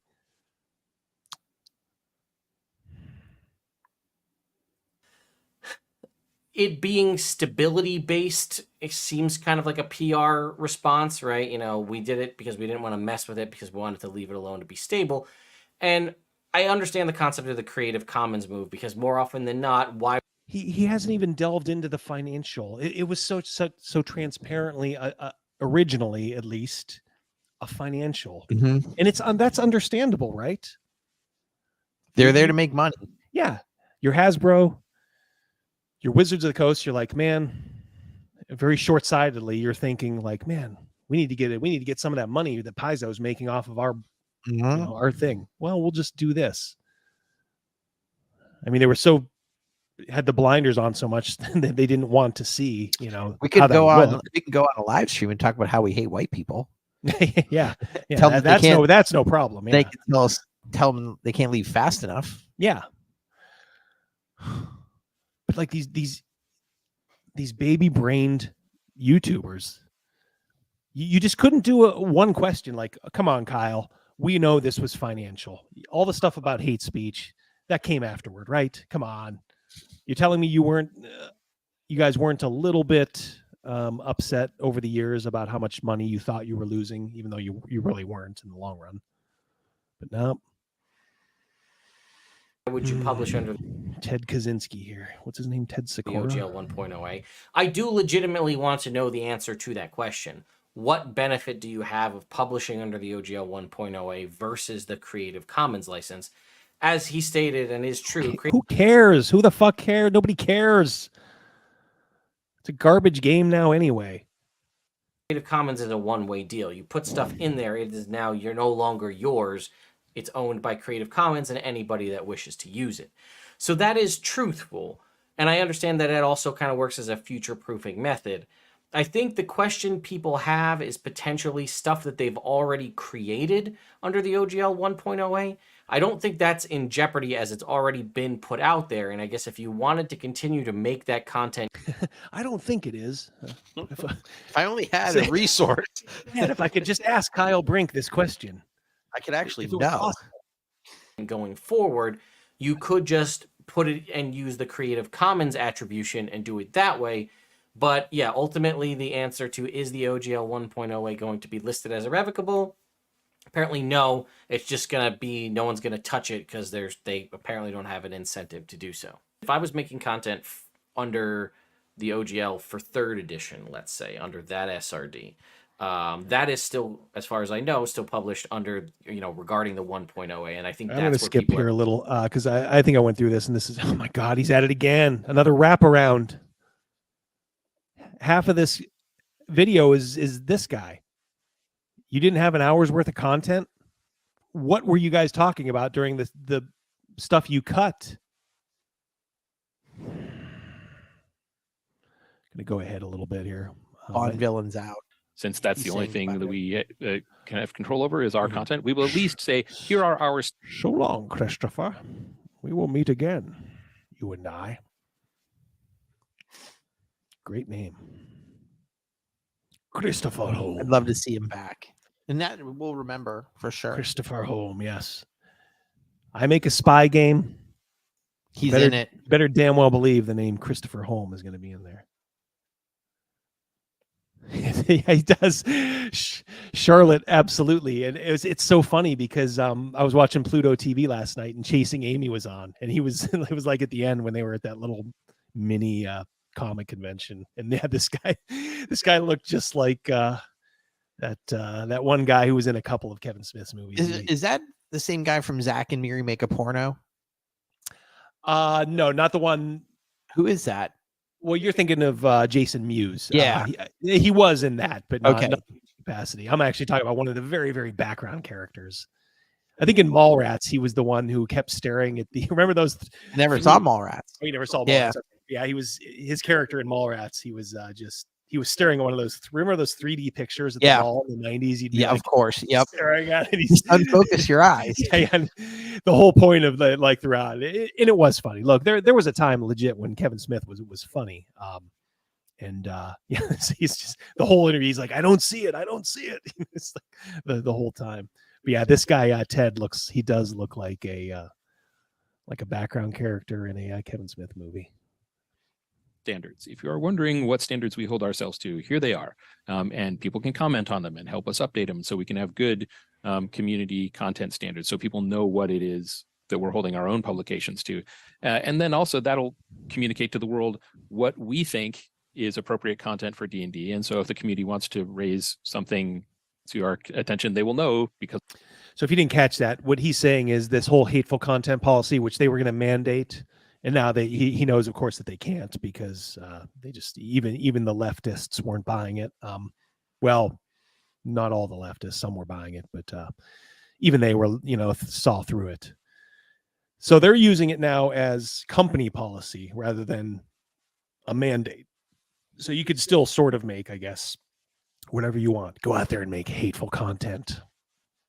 Have your orcs be evil. Your elves be a tad fruity. I don't know. Do whatever you want. Have your dwarf women, I don't know, have beards. That's not very. It's not very controversial. But what he's saying is that Wizards of the Coast is going to hold themselves to these standards. So it will be interesting to see. We'll get a little preview of what they had in mind for everybody. And I'm telling you, mark it down 5 years from now. Pronouns for NPCs and orcs. You will not be able to label orcs as wholly evil. 5 years from now, that is my prediction. 2028. God willing, I'll still be on the platform. Mr. Trust and Safety won't have bagged me. As we published what concerns us, they'll be able to say, hey, this kind of violates your content policy. Do you think that's a bad idea? And we might jump in and say, yeah, we think this is terrible content. This shouldn't be out there. But at least people will know what to know us by. And then the other one is the review and publication of the older SRDs into the Creative Commons. So I think those are two fairly concrete steps that we can take in the near term. And then, of course, conversations like this always surface new things that we can take action on. And so we'll be listening. Is it so? And to that point, just to touch on the previous SRDs, I know obviously one of the big ones that was out there was the 3rd edition one. Is there plans to possibly go further back or even touch on 4th possibly if people are still looking to do things like that? Yeah, I don't see why not. I mean, other than the work involved. Sure. And, it's all like got to look at it, figure out what's the appropriate thing to put into an SRD for editions that may not already be in SRDs. We'll have to create SRDs for them, which is a fairly extensive process. And honestly, some of those old editions, wow, the files are. Yeah, sure, I can imagine. Yeah, it might just be a logistical problem. It's not a strategic problem. It's a hard hitting interview, man. just chuckling along with them. So, what'd you have for lunch today, Kyle? Tuna fish sandwich.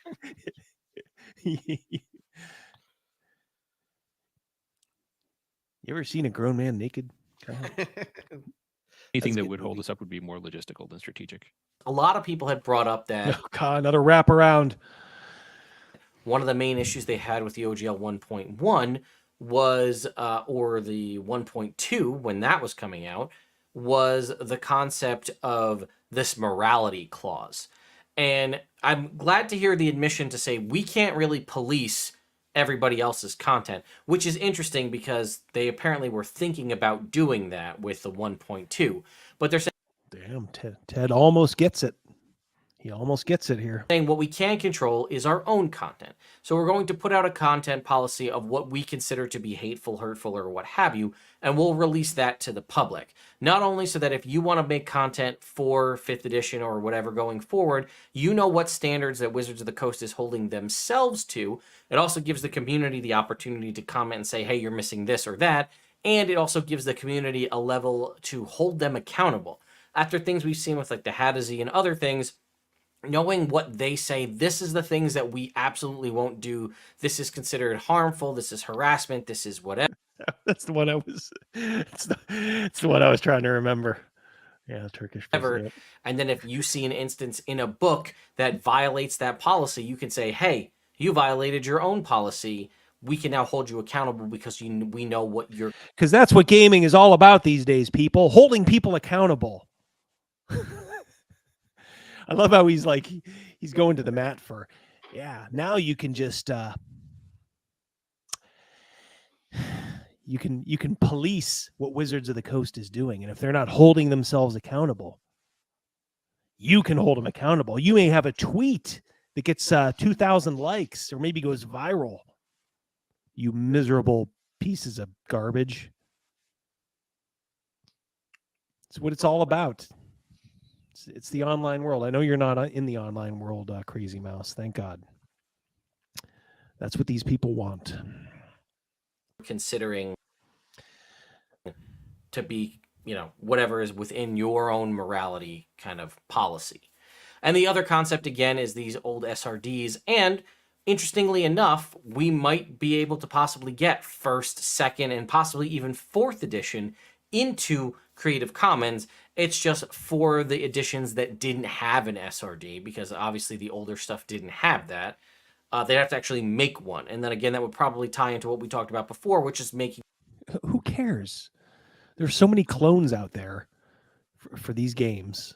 Maybe not 4th edition, but like, well, why is this important? Oh my God. We might get 1st and 2nd edition in Creative Commons.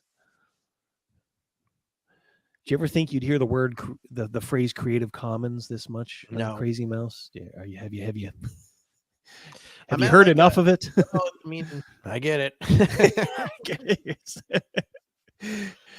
Hey, Crazy Mouse, did you know when you put something in Creative Commons, it can't be taken away? Yeah, that's the way it goes. Yeah. It's like that freaking scene in Star Wars when Obi-Wan goes to Yoda when he's teaching the younglings. Oh, yeah. He's trying to find the planet. Yeah. Lost the planet, Lost the planet. Make sure you're not giving away something that you don't want to give away. Library, the Jedi library, it's there forever. Yep. It's there forever. Unless you get an evil Sith. I tell you what, Gavin was with us. It was me, you, and Gavin. And I don't know if Rogan was there and Stern.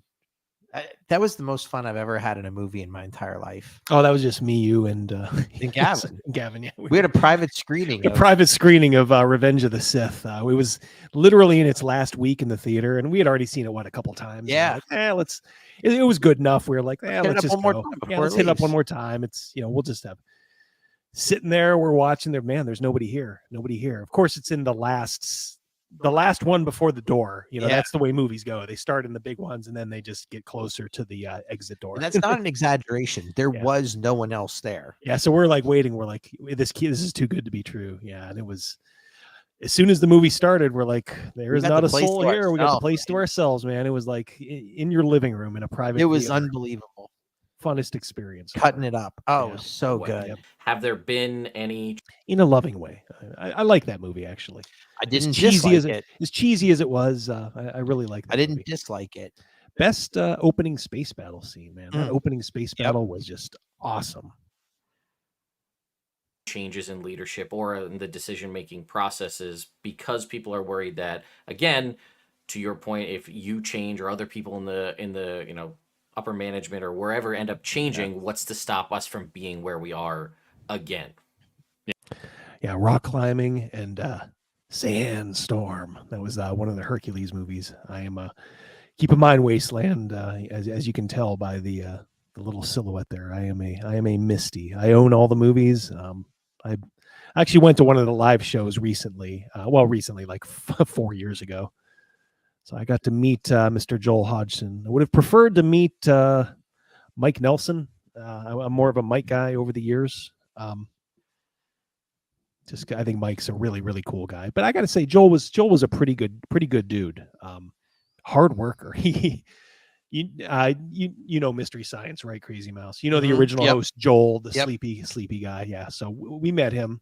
He was over in a nearby city. Let's just say a big nearby city.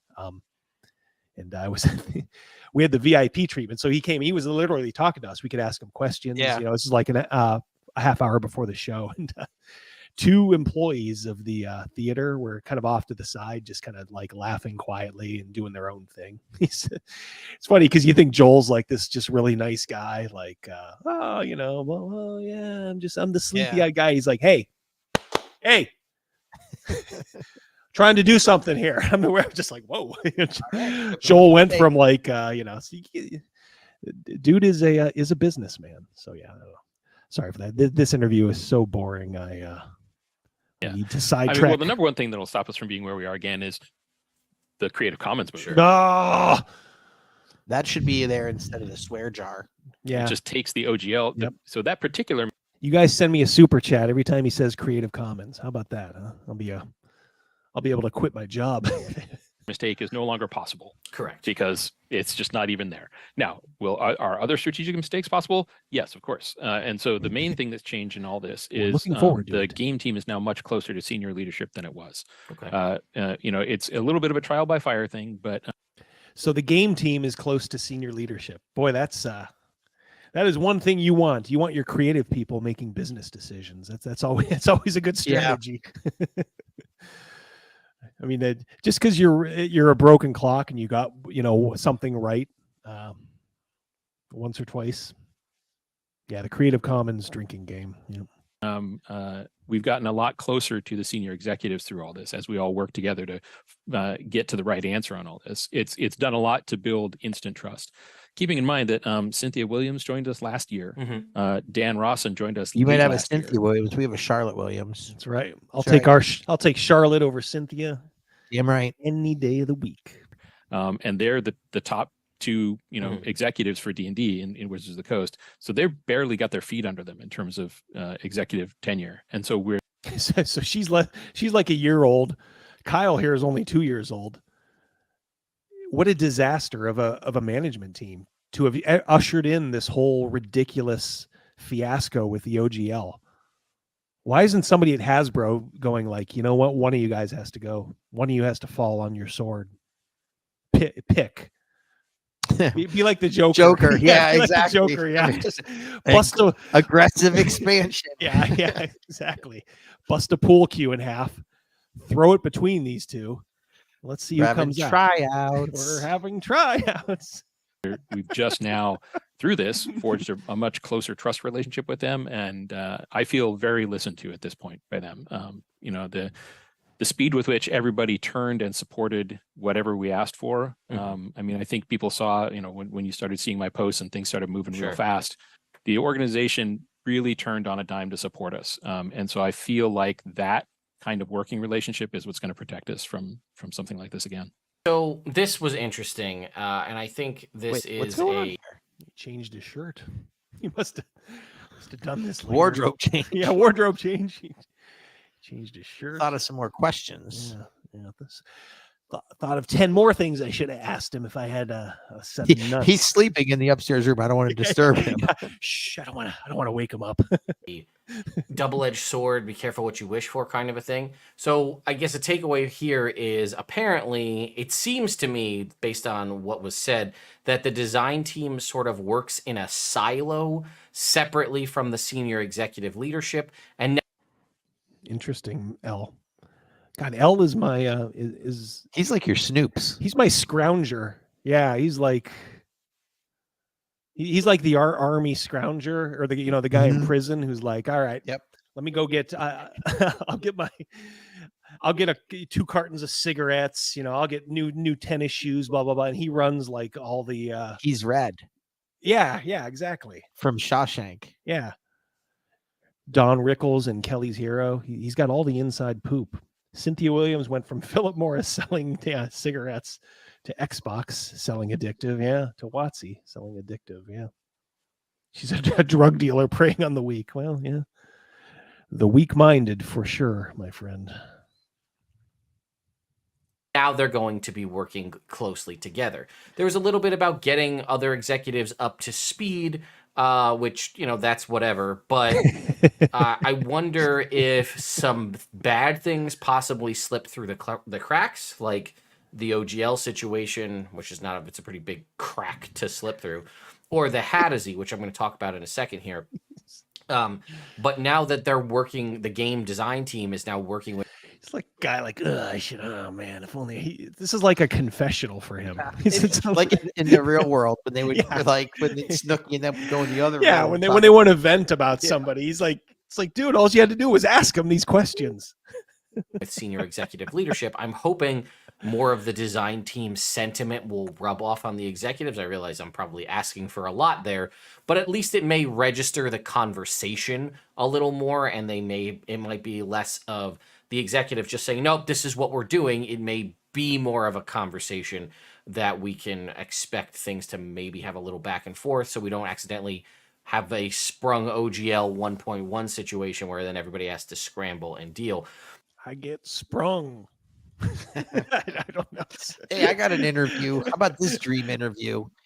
This Yahoo talking to that girl. To Ginny? No, the one in your opening.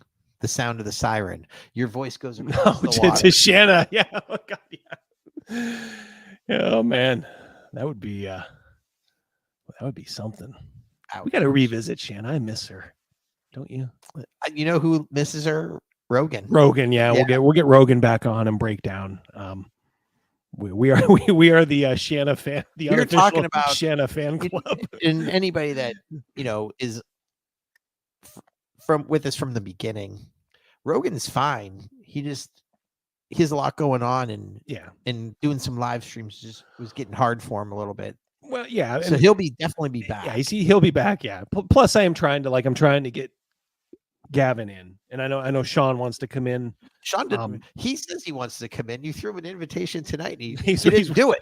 He's working on his character, I think, for tomorrow. Although we'll all be working on it, so he's not going to have anything to do tomorrow. So Sean, dude, we asked you to come on tonight. Come on in. And we got to get Gavin. Gavin wants to be on again. He enjoyed it. One word for it. One word for you, Sean. Wally Pip. Yeah. You know who Wally Pip was, right? Yeah. No, I will get my group on. They're all very anxious, to come on. So it's like I am trying to slowly work them in. Like I said, maybe we'll have a live play at some point where you guys can see us in the wild, so to speak. Yeah. But yeah, I want to get some folks in. Plus, a lot of this stuff is just like breaking news. Like literally, like 3:00, Elle tells me, "Hey, Kyle did another interview." It's like, boom, I got to go. And I hate to say it, like those other guys are like kind of like guests, but like Crazy Mouse is like, he's like my MC, like my co-host. He's like my Ed McMahon. Well, I appreciate that. Well, yeah, it's like that's so you serve a different purpose. You know the irony is you did one with. Did you do one with Rogan before I ever came on? I think so. Yeah. And I said that. Well, I'll come, but I'll just sit over there in the other across the room, and I'll just listen in. And you're like, hell no. Yeah. You jump in. I just want to watch. Yeah, I like to watch. And you're like, nope. Nope. Do you think Ted here likes to watch? I'm confused now. This wardrobe change threw me off. Yeah. And I think it was in the Three Black Halflings interview with Kyle Brink where they basically keep their name out your mouth. Yeah. To do a Will Smith. You are not worthy even to say their name. Door, through and give him a smack. At least they asked a few questions. Hell, even Ginny asked a couple of pointed questions. You did nothing but like suck up to this guy. Kyle said that a very senior person added the most offensive paragraph outside of the normal process. Those are fixed now. So, and he also had said that most of the team didn't see the offending text before it went to print. That's how come. Oh, they're talking about the Hadozi, how there was this disconnect between the creative team and then supposedly, and here's the thing where it's like, dude, just ask the question. He's building up this thing in his head, like, well, I bet you what the production team did, the creative team, is they had it one way, and then it got sent to senior management, and they tweaked it, and of course, made it all racist. This is the Hadozi, the monkey thing that I'm sure you're aware of. And then the creative team didn't get to see the changes, so that's why all this happened.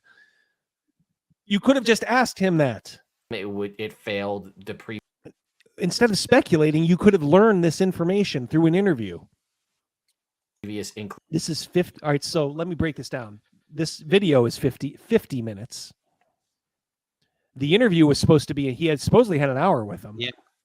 But these wraparounds are probably half the time. So he cut out.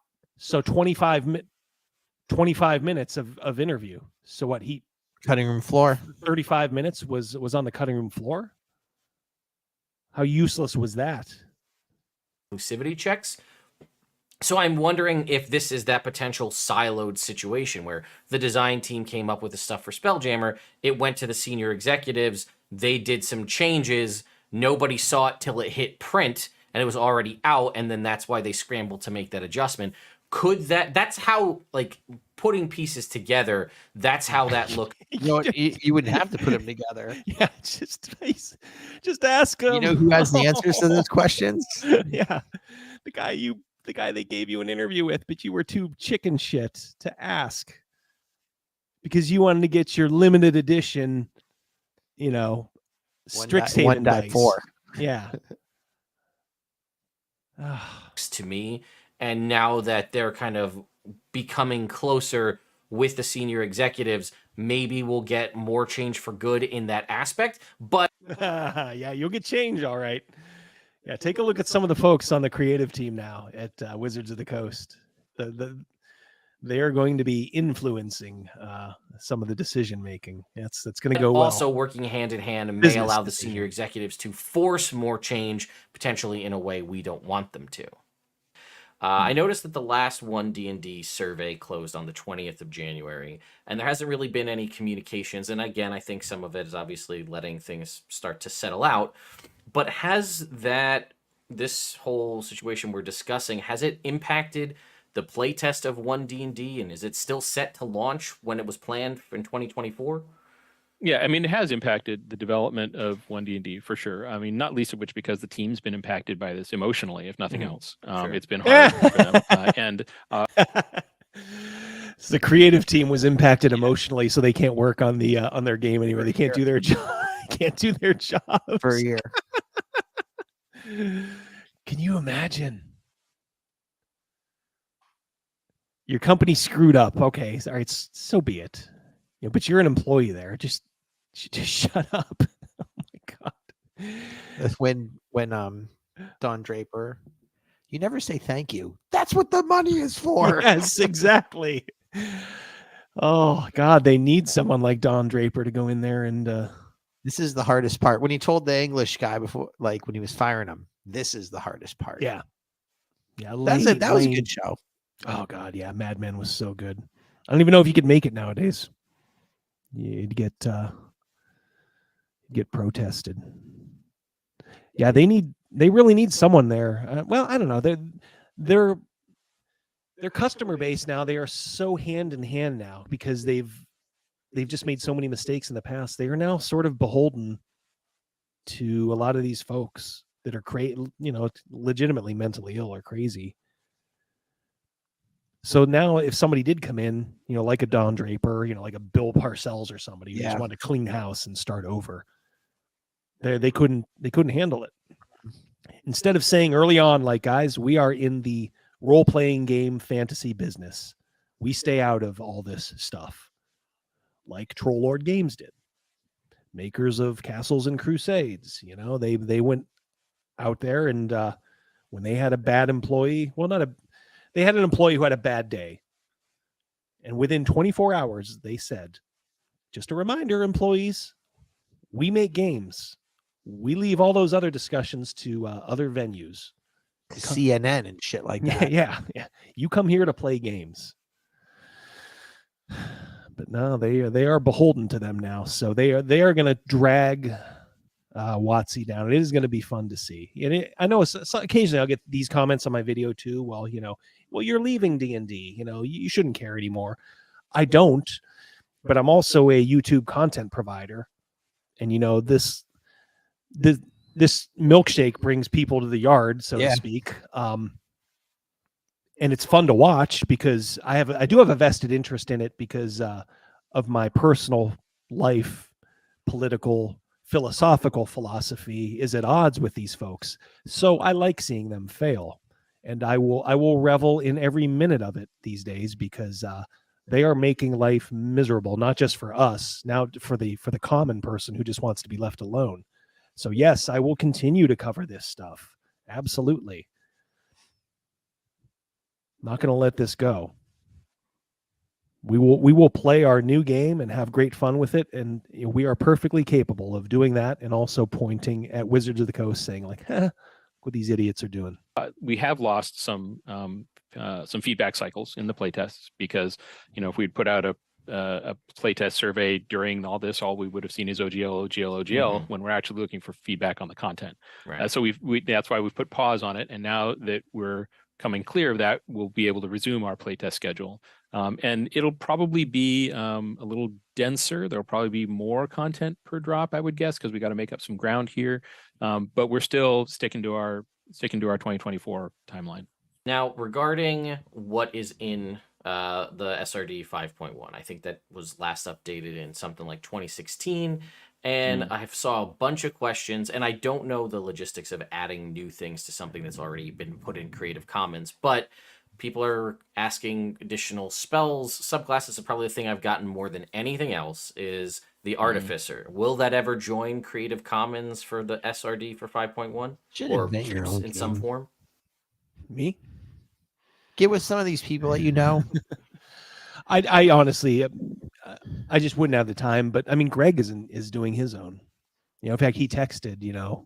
When he found out we were changing. We had a discussion over it. So Greg's like, Greg is a very passionate man. He's like, so I told him our choice, and he's like, all right, whatever, but he's like, until my game comes along. So I said, I will absolutely buy your game. And I said, even if we don't run it, I will incorporate as much of it into ours as possible. Cause Greg is a brilliant guy.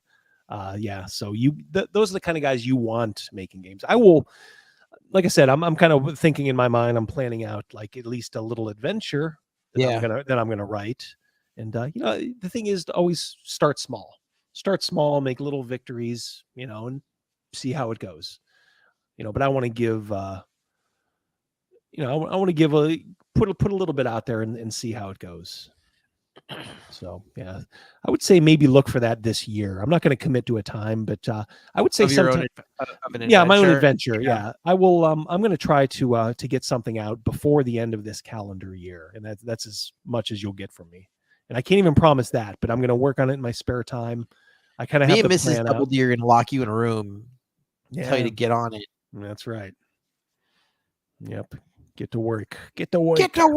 What are you looking at? I would say that it's likely, but I can't promise it. And the reason why I say it's likely is because we recently considered it. We even drafted a version of SRD that contained it. And so it's been on the table before, which means it could always come back on the table. But it's just these boring questions about SRD, Creative Commons. I think we're asking better questions. We're not even there. It's just these questions have been asked over and over again. They're either covered by that or they're public statements. Since we haven't made that decision, I can't pre-promise it. Sure. But I will say that it's the answer is definitely not a solid no. Okay. Then listen, that's sometimes that's the best definite you're gonna get. maybe. We've heard from the announcement of 1D&D and ever since then that it's set to be backwards compatible with 5e. Does the change of 5.1 going into the Creative Commons license impact that at all, or has it shifted the focus of put a quarter in a jar? Take a shot. How that's going to work? No, it does mean that we have to allocate some attention and some work to making sure that the SRD stays compatible with the rules How updates, everyone's because we on want the fucking SRD vacation and the Creative because of Commons to their- continue. They were emotionally traumatized. Yeah, yeah. Who's doing any work over there? Had to go on medical leave because your company screwed up a business decision. To be compatible with the new Justin. rules, so that if you create something based on the stuff in the Creative Commons, it will still. Yeah, exactly. Yeah, yeah. He's too chicken because I might run into Kyle someday. Work with. But then what am I going to say? Crossing paths down the hall because we were living. Yeah, I was going to say our new rule set. At the We refrigerator. don't want you to have, or what we do want is for that compatibility to continue, so you can rely on that. Now, whether that will be done by bringing rules wholesale in from the new rule set into the SRD, or whether we use some kind of bridging language saying, hey, species means race, whatever it takes to connect those dots. It'll be a mix of those, I would expect, but there's some work involved there. And like, okay, what do we put into the SRD to make sure it keeps pace with the updated rules? But we're not, I don't view this like as an edition change. I feel like this is an evolution of 5th edition, and therefore the SRD should stay compatible with it, and it will. You had me. It's no different than 5th edition. I assume there'll be an SRD associated with one D&D, but is it? What's the time frame from this interview from when he talked about how white people can't leave fast enough? It's about 2 weeks After? Probably a little less, maybe a week and a half. Yeah, I think a week and a half after. Maybe the chat, if you guys can answer that. It's like it's no more than 2 weeks, but Going to have its own OGL? Will it get a? Well, you can tell the Wizards of the Coast, again, just working in big business, I understand what they're doing here. Don't address it. It never happened. Go on YouTube channels where they're not going to address it, or they're not going to ask you about it. They didn't have to lay out any groundwork because they chose. Remember They chose Remember in Game of Thrones when Ned Stark was talking to Jaime Lannister, chosen your opponents, wisely, have you? That's what Wizards of the Coast. That's what they're doing here. They know they're going to get a fawning interview like this. This is just as bad as that Teos guy or whatever. That nothing. Similar Creative Commons treatment? Are these things being discussed at the moment? Yeah, and essentially it'll be an updated SRD that will have a Creative Commons blurb at the top of it. So it'll be SRD, 5.2, 5.3, 5.4 something. Because 1D&D is still built on 5th edition. It's not a new edition. So it'll be SRD 5 point something. And let me give you a little bit of the why on that, because on the face of it, you'd be like, Double D. Who's Don's avatar? Yeah, I can't. With my glasses on, I can't tell. Don, tell us who your avatar is. Who is that? Is that Playboy Buddy Rose? Or is that Dusty? Is that Dusty Rhodes? Is that Dusty Rhodes? Yeah, I can't. why would you do that? Yeah, of course. Don, it's because those are the questions we want answers. Yeah, exactly. Yeah, these are more riveting questions than this garbage. The bigger and more vibrant the community is, the better it is for everybody, including. Yeah, I figured. Yeah, when I had a Playboy's his kid, right?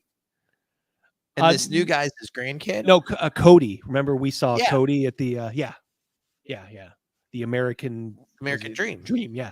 That's his kid. Yes. Yeah. Who was quite an entertainer.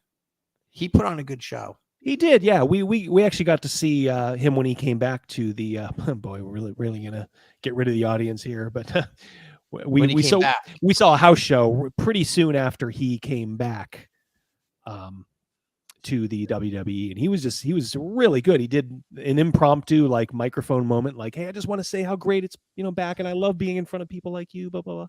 And I know some of it's some of it's just kind of fan. He was service, the guy before the intermission, and then he stayed and signed autographs. Yeah, he did stay. I will say that dude stayed a long time and was just signing autographs. He was there. I don't think that their intermission was supposed to be that long, but it was like a Super Bowl halftime show. It was, yeah. It went over, and it was worth it. It was, yeah. So one of the reasons why D&D has been able to grow the way it has is because people keep making cool stuff for it. There's only so much of the D&D audience that my team can serve. Mm-hmm. We can't make every supplement. We can't serve every taste. We can't produce every monster, every setting, everything that people would actually like to consume. there's parts of the market that my team will literally never serve. I will never prioritize that slice. I need somebody out there to do that, or I'm going to lose them as a player. Just, to speak in terms of like hard-nosed business terms, I want them to be D&D customers. And to do that, I need them to have creators who are making content that'll keep them here. And so that means we need to keep the system open. So a couple things to unpack. They are still committing to one D&D being an evolution and not a whole edition change. And as such, that's going to lead to a lot of what we're going to see, whether that be completely updating the SRD 5.1 to be an SRD 5.2 or adding the SRD 5.2, which could basically... they can't change what they've already put in Creative Commons, but they can add something new. So they could say, okay, the SRD 5.2 and have it encompass everything that was in the 5.1 plus a couple extra things. We're not going to see a brand new OGL specifically. If I ever do content like this, Crazy Mouse, you got to promise to be honest with me. I will. Dude, tough love. Dude, you're losing them.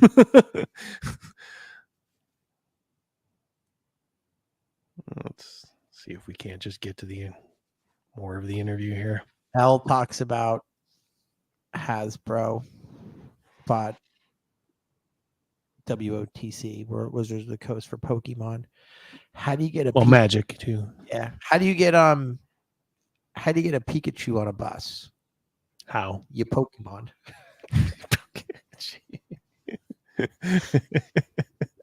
You're welcome. Last year, they're available on the D&D store website. They released in a conjunction a physical book with a digital version, and you get an early access to the digital version at that.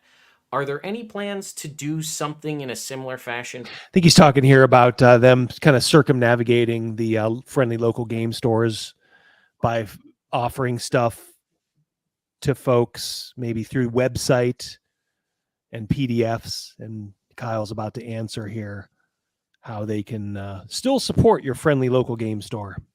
To help incentivize folks to go to local game stores like that in the future? That's a big priority for us. And the key is something that works. A lot of the immediate ideas have some logistical problems or some security problems. Like, hey, what if you just put a code in a book? Well, someone will just open the book and take a photo with their phone or whatever. What if we, put cards at the register? Well, people can just grab those cards if nobody's looking, right? Like, so, okay, how do we do? So you're calling your fan base a bunch of thieves, huh? I thought you loved your fans, Kyle. Come on. Do this in a way, do we do an affiliate program or something where the store sends people to D&D Beyond and they get something for that? I don't know. But it is very important to us to have the physical and digital purchases be connected and to support local game stores. Those things are both true. And we're working on how to do that. Suggestion box is open. Suggestion box is open. In other words, we don't have a clue. Okay. we want to do that successfully. Just thinking about all the various logistics of it is what's been making it hard to land on a final solution. But we'll... He just say final solution? Final Fantasy. Final solution. The suicide solution. It's from what the bad guys in Germany had in mind. Kyle Brink's final solution. We'll get to a good answer for that. We used to have a lot more, I call them community events, these big streaming events and these big marketing pushes towards new book releases, whether it be podcast crossover events or actual plays that were promoting the new book. But again, Dragonlance, as an example, just kind of came out last year to little, as far as cross.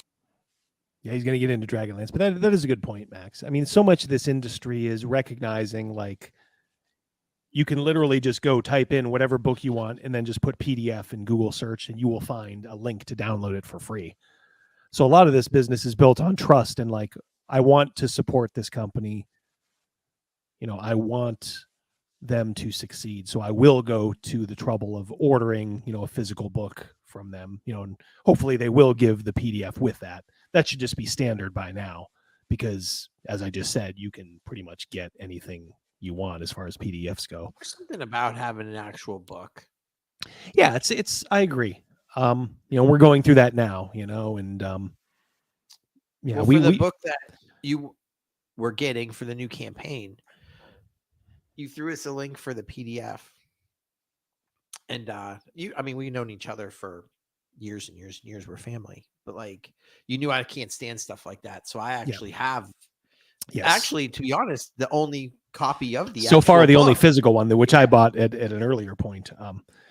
Yeah, I knew doing your research for your character, I knew that would not fly with you. I would not want to do that. PDF. Yeah, and Kevin's the same way. He wants the actual book. Yeah, and I understand that. I can do both. Sometimes at work, it's actually easier for me because I'll bring my tablet to work and I can look at, okay, if I want to look at the DM's guide or, the player's handbook or Stern's a PDF guide. Yeah.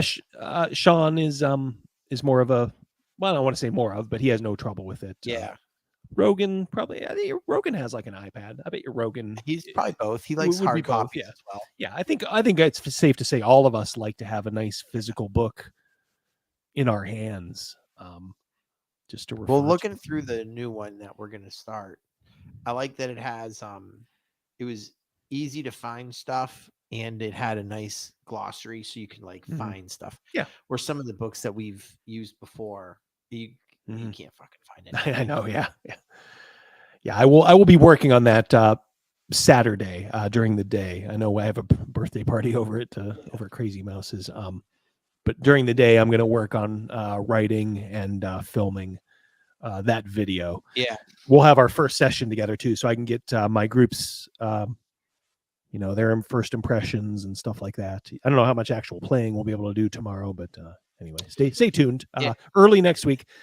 I've been doing these Monday. I don't know if maybe you can tell me these Monday drops that are live. I think they're very cool because I can kind of jump in and be like, "Hey guys, what's up?" And it's, I don't know. It almost seems like if I can keep to a schedule, Mondays at noon might be double D time.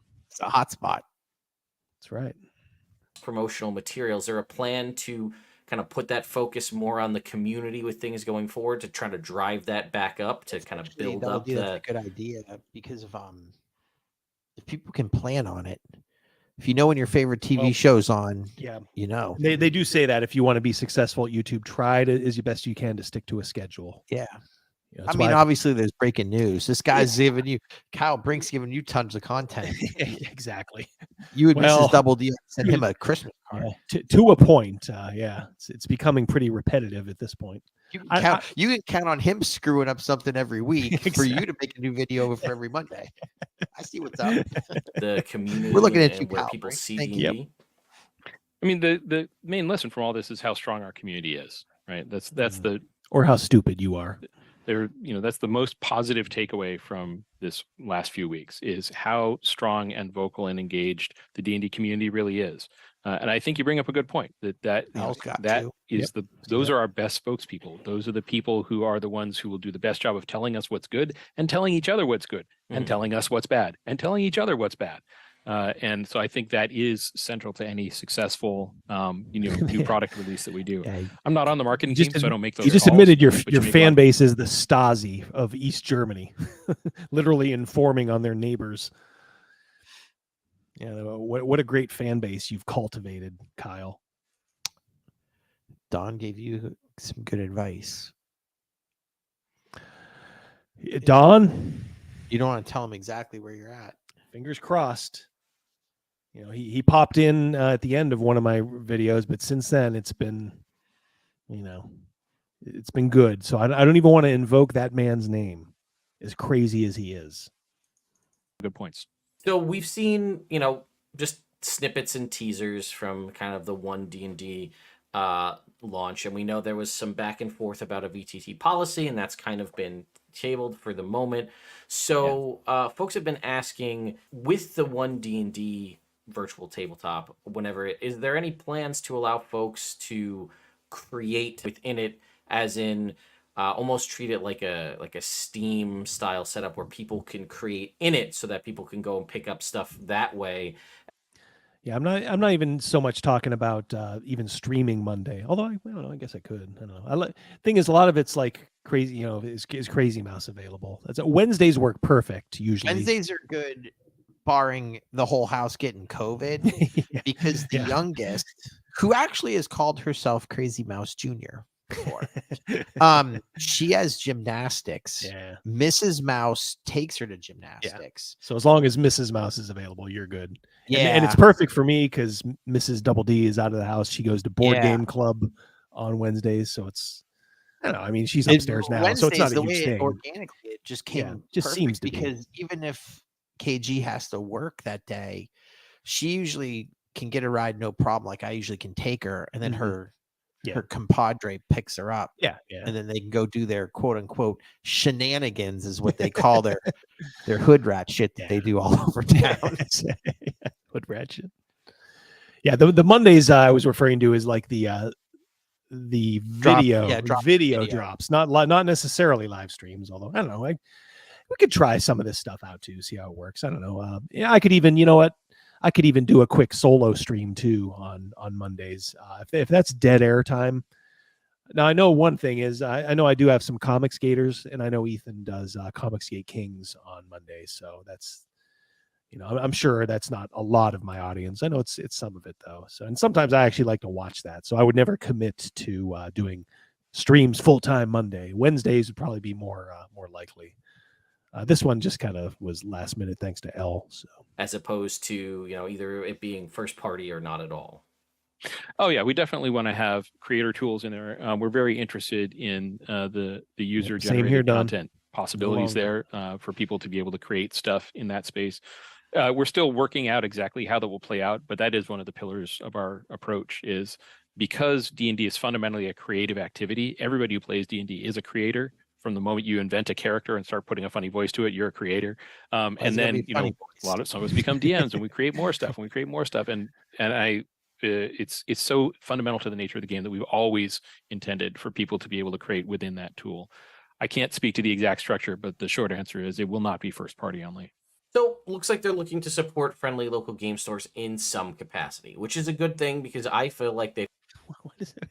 Why does he think he has to reset these? It's like we heard this 3 minutes ago. It's like what he just said. It's like doing a flashback to something that happened 5 minutes before in a movie. Kind of gotten away from supporting local game stores in favor of using digital media like D&D Beyond, doing combo packs through their own store, or just more like box retailers, the fact you can pick these things up in Target and Walmart. Now, I understand not putting a code in a book. That'll get stolen. There's no question. I do think you could put codes behind the counter. The people working at the store could put them in a box and put them in a drawer. Because we all know bookstore clerks are completely honest and wouldn't give any out to preferred customers. Remember our local bookstore? There's an actual communist who works there. I delivered his DoorDash once. Yeah, I remember you said that. Oh my God. Our local bookstore that I used to go there, and I don't feel like going there anymore. And a lot of it is because this D-bag works there. A literal Democrat Socialists of America. The Daily Worker. Daily Worker. Yeah, he's that guy at least had personality. This he's like your typical used bookstore / game store schlub. Has a dead look in his eye. Honestly, I hate to say it, looks a little bit like Ted here. Maybe a little bit more bald. I think he was a little bit more bald. He was taller. A little taller too. Yeah. A little bit more rotund, but I don't know. Didn't tip his dasher. Yeah. If you're ever under any let me disavow you of this notion that somehow these people are for the common worker. They don't give a shit about that. They are cheap bastards, as Crazy Mouse can attest to. Did not tip. I'm not asking for anything crazy. Just a little. I mean, just say this shit out loud. Will you go to McDonald's for me and stand in line and give me my stuff and then bring it to me? Yeah. Are you going to pay me? No. Yep. Little extra, a couple bucks. It's $2. Throw me $2. Yeah. To go to the store for you, get your shit and come back. $2. I don't really think that's a big deal, but they're open to some sort of suggestions on how they could help support friendly local game stores. So that's good. Community events might make a comeback. I feel like the focus on the community has started to dwindle in the past couple of years, basically since the pandemic. And there's been less and less crossover promotion for any of their new releases. Things just kind of come out, and sometimes people forget. Like Keys from the Golden Vault comes out next week. I feel like Oh my people God. forgot or don't care, and that may be because of the recent stuff. But Dragonlance end of last year just kind of came out very subtly. And then regarding the DM, I'd imagine. I mean, I'd imagine most guys, D&D guys that start a YouTube channel, just by their nature, are probably DMs. Does anybody watch this guy? Looks like he's coma-inducing. I think one guy earlier, and I apologize, whoever that was. If you're a fan of this guy, so be it. I mean, it's great. I don't judge. I'm just saying he's not my cup of tea. He looks very no hard hooked us up right away. Yeah, and look, he probably thinks I'm just a not C or something like that. So that's okay. Charlotte, thanks for the heads up, but the IRS is coming. Oh God, yes. We used to hide our tips at Pizza Hut. Like you'd only have to declare your tips enough to make it up to like minimum wage. Yeah. So we would just declare like ridiculously low tips. I started out at Pizza Hut in the kitchen. I did everything at Pizza Hut, including Mrs. D on the make table. I'm ready to hear from upstairs. Yes, when I was closing, and a young man, I engaged in amorous activity in the kitchen back in the day. Don't worry, we wiped up. I promise. Virtual tabletop for 1D&D. It's good to know that people will be able to create in it. I don't know if it's actually going to be a marketplace or not, or just a place where you can share homebrew content. I'm not. Maybe we can get some more follow up on that. I don't know. And then you can do your own follow up. Yeah. You dumb. Outside. What are you doing? Maybe we could just get. I don't know. Maybe we could ask him that at some time. I don't know. It's like, were you this unprepared, or just you couldn't think on your feet this much? Look, I'm not doubting that. Afterwards, an interview, I would probably have like 15 questions. Like, oh, why didn't I ask him that? Oh, why didn't I push harder here? But A, I wouldn't ruminate on it, and B, I wouldn't put it in a video, all the stuff that I should have asked but didn't. Yeah.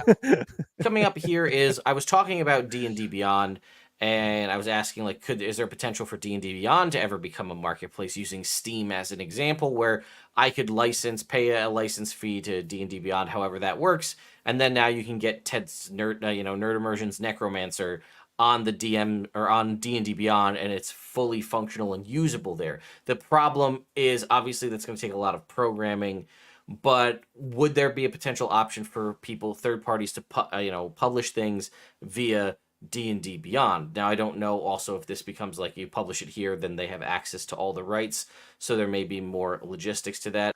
Yeah, he looks tired. Yeah, this guy looks tired.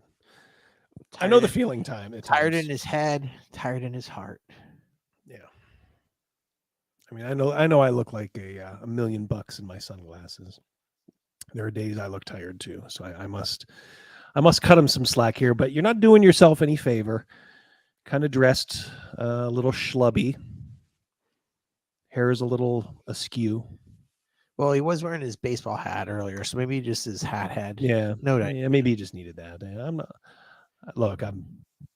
a guy over 50. Who am I to throw shade at anybody? Hey, but yeah, you're an Adonis. Don't tell anybody different. Oh, I don't know if Adonis. Who's that guy? Who's that guy? Atlas carrying the globe. Yeah. Go a little psycho sit on you guys. The other thing he did confirm. That's my new hobby. Just watching Psycho Sid or Sid Vicious just destroy all these jobbers back in the day. It is so oddly relaxing. Just a guy, Mark Henry, that could bend like a frying pan in his bare hand. Oh yeah, he's still. I think he's on another one. He's not WWE. Yeah, no, I think he's on AEW still. He just like introduces like the fight of the week or something like that. Mark Henry, big dude. But God, I'm just in awe. Like those, just Sid Vicious back in the day. Just what a specimen that dude was. How tall was he? Is he? Build at 6'9", probably a little more like 6'7". Charles Barkley always said that I think that he might be listed at 6'6". He's like, I ain't 6'6". Yeah. They'd always do that. Yeah. Still a tall dude, and 313 pounds or whatever, pure muscle. I mean, you look at these and it's just, he starts throwing these guys around. Is that homebrew isn't going away on D&D Beyond.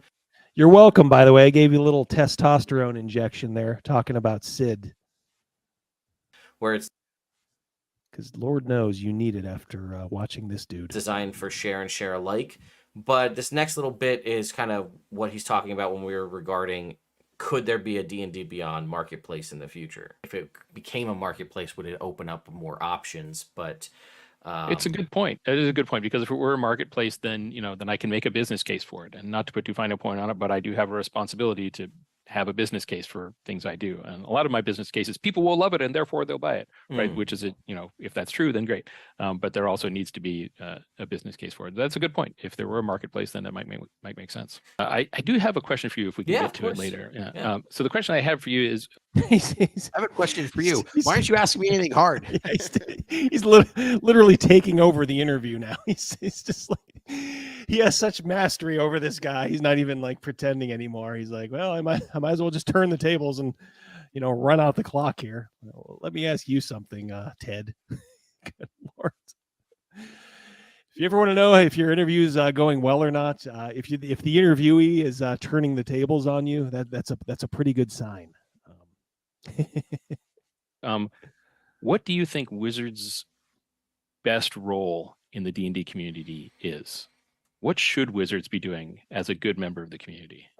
I mean, given who we are and everything. Sure. I think, some of it has been, I think transparency has been something that I've been advocating for the longest time. And I think we got a lot of that with a roadmap. That was a big step, right? To see what's coming out. So it's not a secret and I have to see if Amazon UK leaks something randomly. I kind of know what's coming, which is definitely a step in the right direction. So now we know what's rolling out this year. While we may have to wait and see as things get a little bit closer, we know what that's going to be. Transparency going forward with playtest information will really help quite a bit to let people know, because there's a sentiment, and I've seen it for years, that, well, what do they actually look at, right? Is it just the scale of 1 to 5? Is it all good or is it all bad? So no. He doesn't even know he's being played. Yeah. He's just falling right into Kyle's trap. He's making Kyle look like a mastermind here. Knowing what, because he knows how narcissistic YouTubers are. Oh my God, folks. Just let you in on a little secret there. How the surveys are impacting the can't stop talking about ourselves. Future of the game. Honesty, right? I mean, like we're in a trust building exercise right now, right? We need to work hand in hand, and it's the concept of having meetings like this, reaching out to folks everybody knows, or somebody that's just kind of getting started on their YouTube journey or their social media, or just starting DMing. The fact that it's reaching out to a bunch of folks in the community to say, hey, we want to make sure we get your opinion on this, and we're having a conversation like we're having now. So I think Wizards' role in all of this is to continue stewarding the game forward, constantly improving and being transparent and open with where this game is going, but also being willing to, as much as one can, pivot to the needs of where the community is going. I mean, me personally, I would love larger books, for being honest, with more stuff. Behind Kyle's head, it's blocked right now. Mm-hmm. Is he watching like a TV of Ted? Well, I'm sure he has a monitor. Yeah, I'm sure he has his computer. It must be something reflective then. Yeah, because I'll get that sometimes on the TV behind me. Okay. I just love the ask though. Like, well, what I'd really like is bigger books. Bigger books full of garbage. It doesn't matter what's in them. In them, but all right. I look back and I think we've gotten, years ago we were getting maybe 1 or 2 books a year. Now we're at the point where we're getting 6. And I come from a 3-5 history, so I'm used to a book every month, if not more than that. As a DM, I would love more DM exactly. tools, more DM content, right? We get a lot of player stuff, and I Mandel, get it from exactly. a business Yeah, standpoint. Player content sells better. You can say a lot about Kyle. They made bad business decisions. I'll give him that. But he is, you give him his due. He knows how to work these people. He's a smart cookie. You don't get to be, executive producer of anything, and get paid probably six figures something, without having a little something there. He's So only been in charge of it for 5 months. 2 years, I think. Yeah, I think No, he's- I thought he was in his current role for like 5 months. Oh, was it? Okay. Yeah, maybe he's been with the company Yeah. for 2 years. Yeah, yeah. Oh, yeah, that's right. Yeah, because they shit canned. What's his name? Yeah, the other guy. Better, God, yeah. options for subclasses and whatnot. But like a DMG 2.0 with new rules for dungeon masters or expand. Yeah, one of my favorite phrases. Content from, again. Game I know of it's got to be Thrones, future proof Cersei in D&D, but saying that that's all great. Tyrion feedback. had a low And, cunning. I I don't know if that ever made it into some the of show. that stuff but it I was can in the say is books a stuff that lot. we are also talking about. in Tyrion our has own a roadmap low strategy cunning. meetings, so it's good to hear. the fact that we are having this conversation, which years ago I don't think would have been, at least didn't seem like a conversation that would be had. And I also, maybe it's presumptuous. Yeah, Cal, opportunistic.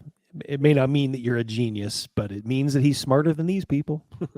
Take that for whatever it's worth. Of me, but that conversations like this, we may see them again in the future. Yeah. So I think this relationship that's kind of building between the community, again, it's unfortunate that things had to get where they were to get us here. Yeah, I am learning as much from these conversations, I think, as I am saying. I'm getting, not just from the questions people ask, but the comments people give me. I too would like conversations like this to continue, because, and ideally not spurred by some big event, Sure. but like the way regular people talk every once in a while, to stay in touch and talk about things. Go, okay, hey, we're thinking about this and this. What do you think about that? Feels like a sort of a regular heartbeat of those kinds of conversations would help us all. Years ago, there was more conversations coming, even if it was just in the form of like fun little fireside chat things that Wizards of the Coast would have. The They obviously don't need to do that now. They have that's what they have you people for now. Oh boy, 44. We're almost done here. Whether it's interviews or talk show kind of stuff, there was a lot more content coming from Wizards of the Coast, even if it wasn't directly targeted. It was just something that's out there. Here's a cool thing we're working on, or here's like a fun little, let's take some questions from a Twitch chat or what have you. He's nervous to answer this question because he can't look in the eye of his camera, which would be in the eye of Kyle Brink. Yeah. So he was asked a question by Kyle, like, what could we be doing different? And Ted's so unsure of like, am I allowed to really tell him? Yeah, he's showing subservience for sure. Yeah, that's actually a good body language read there, Crazy Mouse. Yeah, something I wasn't consciously aware of, maybe subconsciously, just through his demeanor, and you can kind of tell too, like through his down. Yeah, his tone of voice too. It's not. I don't even want to say confrontation. You don't need a confrontational voice, but you just kind of need a firm voice, like, right? All right, Kyle, well, come on now, tell us this. And it felt like there was a big focus on the community then, and it felt like it's shifted a little bit over time. And I think you can tell he's a DM, well, a modern DM. Yeah, even though he looks older, he likes to talk too much. Listen, don't talk. Steering it back to the community is definitely a good call. Is there any other lessons learned happening internally at Wizards of the Coast that we haven't already covered that you think is worth mentioning? I think the game team getting closer to the decisions that affect the community, I think, is an important one. Although I think we talked about that. Sure. Yeah. I think also understanding the nature of our business changes the way we approach it, and understanding that the way we succeed is by making, it sounds dumb to say it as simply as I'm about to, but making cool stuff that people want, versus, setting up some sort of structural advantage for ourselves. I mean, it's better for us to participate as another creator in the space. And that helps to build the community, which helps to build the long-term health of the business. It's a much longer view, I think, that we have now than we did before as a result of all this. And I think that's the main lesson learned, really, is that taking care of our creators and our community means taking care of D&D. We love you. Like Idiocracy. Welcome to Costco. I love you. Well, and I guess to that point, is there plans? I know Wizards of Gonna sneak in a question about the white men comment here, Ted. the Coast and Dungeons and Dragons used to have a large. It's just so odd that they're avoiding it. I understand why Kyle's avoiding it. Yeah. Absolutely. Kyle, I understand completely. He's got his job to do.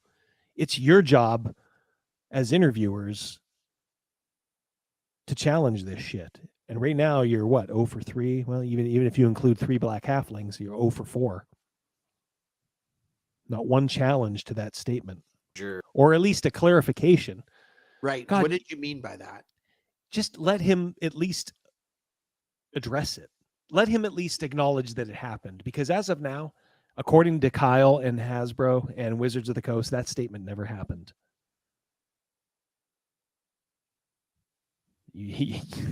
God. Presence out of things like conventions, right? So you know what? I take that. So don't tell me how great this Ted is. Nerd Immersion. F this guy. You coward. You knew his comment was out there and you didn't even ask him to clarify it. You could have done it in the most fawning way possible. You could have said, Kyle, a lot of these crazy right-wingers are saying you said something. We both know that you didn't, but could you just clarify for us what you actually meant? You know, even if you had made an idiotic question like that, congratulations, you're front of the line. But you couldn't even do that, you little mealy-mouthed coward. You know, that was a. Now again, obviously the brand has grown significantly since Maybe that's on the several years ago, 35-minute but cutting a floor. lot of folks, you know, yeah, that's on the director's cut of this, which you can get on his Patreon site. Go to a tabletop gaming convention, they're looking for the Wizards of the Coast presence, and it's not there, and that's potentially another way to re-engage. Whether it's that's not macho. Yeah, that's an old game. What would they do with macho women with guns? I remember that. But this occurred to me earlier when I was talking about this. Okay, so check this out. There's a Die 20 game I ordered. I got through The Sopranos, and I'm like, I wonder if there was a like an organized crime role-playing game. There is. It's on my shelf over there. It's called Mafia, I think. It is a Die 20 game. It's from like the mid-aughts, during that bonanza. Real dense. But I mean, look, it's organized crime. You are an organized crime family. You know, that's what you make. And it would be like the old D&D 3rd edition rules. Yeah. They would just use those only. Instead of fighter, they have Capo. Yeah, capo. Yeah, something like that. But I'm wondering, and you know what? If these gutless cowards at Wizards of the Coast would consent to have me interview it, I'd put this in front of the camera and I'd explain what it is, and I'd say, well, tell me, Kyle, this is a book about organized crime. Organized crime is into heroin distribution sometimes, prostitution, extortion, bada bing. Yeah, extortion, shit like that. Graft. Is this hateful content? Is this allowed in your new world order? That kind of question wouldn't have Cutting room floor. Yeah, cutting room floor. Yeah. hosting their own convention or just showing up in some form to an existing convention, I think would go another way to show that they're out here as part of the community as opposed to just kind of being away in an ivory tower. You know what I mean? Mm-hmm. Yeah. No, that's a good point. And my event folks are saying the same things to me, so we'll see where that leads. Adventurers League. I feel left out if I didn't talk about our friends over, our Adventure League players, our organized play. I'd feel left out of. As far as going forward, is there white people comment? Yeah. What's more important? That comment or the Adventurers League? Nobody gives a shit about Adventurers League. Plans to focus more on, or just kind of continue, or I guess continue organized play into the 1D&D future? Is there going to be more focus on it, or is it just going to continue kind of how it is? I would say maybe neither. Okay. And I'll explain. Sure. As I mentioned earlier, my view of D&D is that it should be accessible to everyone. Mhm. And what that means is helping everyone understand and enjoy the game, which means somehow having your Almost first home, game, people. Somehow finding a group of people and a DM to play D&D. We're going to be for the first time. completionists and get through And this. a lot of organized play provides that opportunity for people. It also provides play groups for people who just don't have a regular play group, but are familiar with the game. But also, for people needing their first play experience. And that's essential. If we are going to go to the world the way I want to go to the world, we need to have a much better first play experience for people. And in my view, there's a lot more we can do with what we currently call organized play to provide that kind of experience. So I think we need to be looking closely at how we do that. How is that structured? For example, if the optimum way to play is with D&D Beyond on a tablet, but the optimum place to play the first time is the local game store, well, that gets back to our earlier conversation about how do local game stores participate in the digital thing. So we need to answer that question. So it's there will definitely be some form of organized play. Whether it will literally be today's Adventurers League or not, I mean, I think I can definitively say it won't be today's Adventurers League unchanged. Right. I do believe that we need a more accessible form of organized play so that more people come into the game more easily. And there you have it, folks. That is my interview with Kyle Brink. I didn't think I mentioned it at the beginning, so I'm not sure. We did actually bring in Linda Kodega to kind of review the questions and take. I forgot about this. All right, so that brings up something too. All right, so Linda Kodega was the reporter for Gizmodo who broke the whole OGL thing. And Linda Kodega is a trans male to female. And she has me blocked on Twitter for some reason. I've never really interacted. Yeah, she obviously it's so weird because you had this brief moment where all these lunatics were against Wizards of the Coast because of the OGL thing, and how that violated, their virtue. But now that they're going to be firmly back in their corner. He had to run his questions past Linda Kodega. Just look at that. It's a perfect screenshot right there.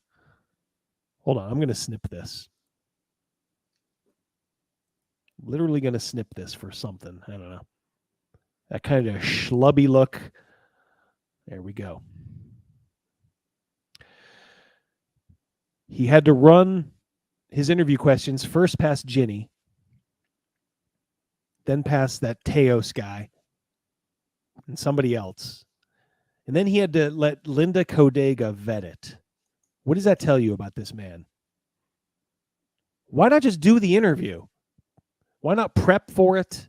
Ask some hard-hitting questions without being a dick. You can do that. You can be civil. To look at things to get an idea of how we were coming up with things journalistic wise, were the questions good or too open-ended, things like that.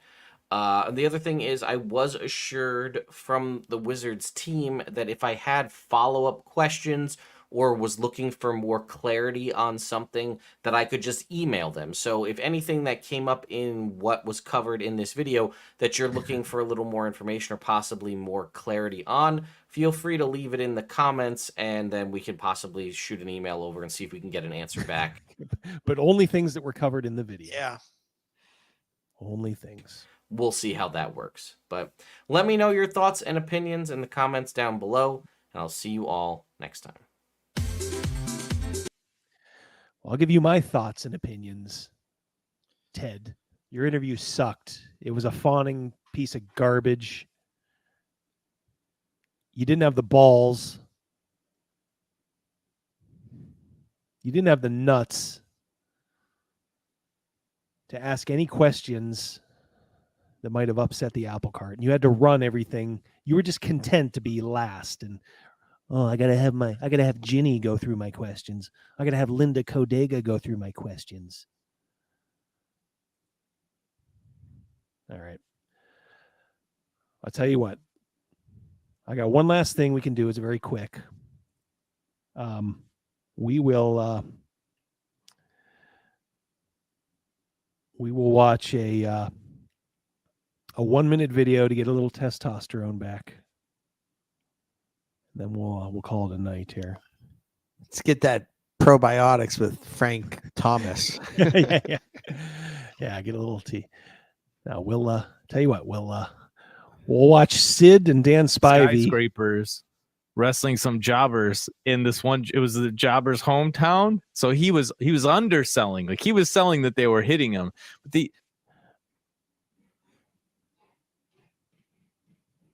all right. Is this the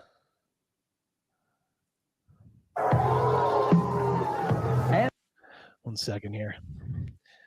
Sid shoots on jobber and Spivey. I'm essentially letting everyone go because I know about half the people are going to be gone here. I didn't want the this is the ding dongs.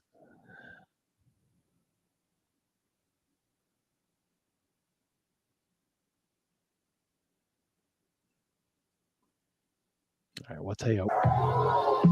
We may just have to go to the. It was the old the skyscrapers wrestling some jobbers in this one. It was the jobber's hometown, so he was underselling. Like he was selling that they were hitting him. But the skyscrapers was at Dan Spivey and Sid Vicious. They're huge guys, big men, gigantic. So then they go these pork. Watch this fat one just get thrown out of the ring immediately by Sid. Panic. And they're pounding on him. He takes a jackknife, which is like his. All right, so the guy in the front is the jobber who does not sell. Selling, for you guys who don't follow wrestling, is when the stars hit you, you're supposed to act like it hurts. But this guy was in front. He had some family there, I guess, and he thought he was going to Hulk up, I guess. Mike Blackwell. His finisher, it's like Sid's finish. Boom. And he just like pops up.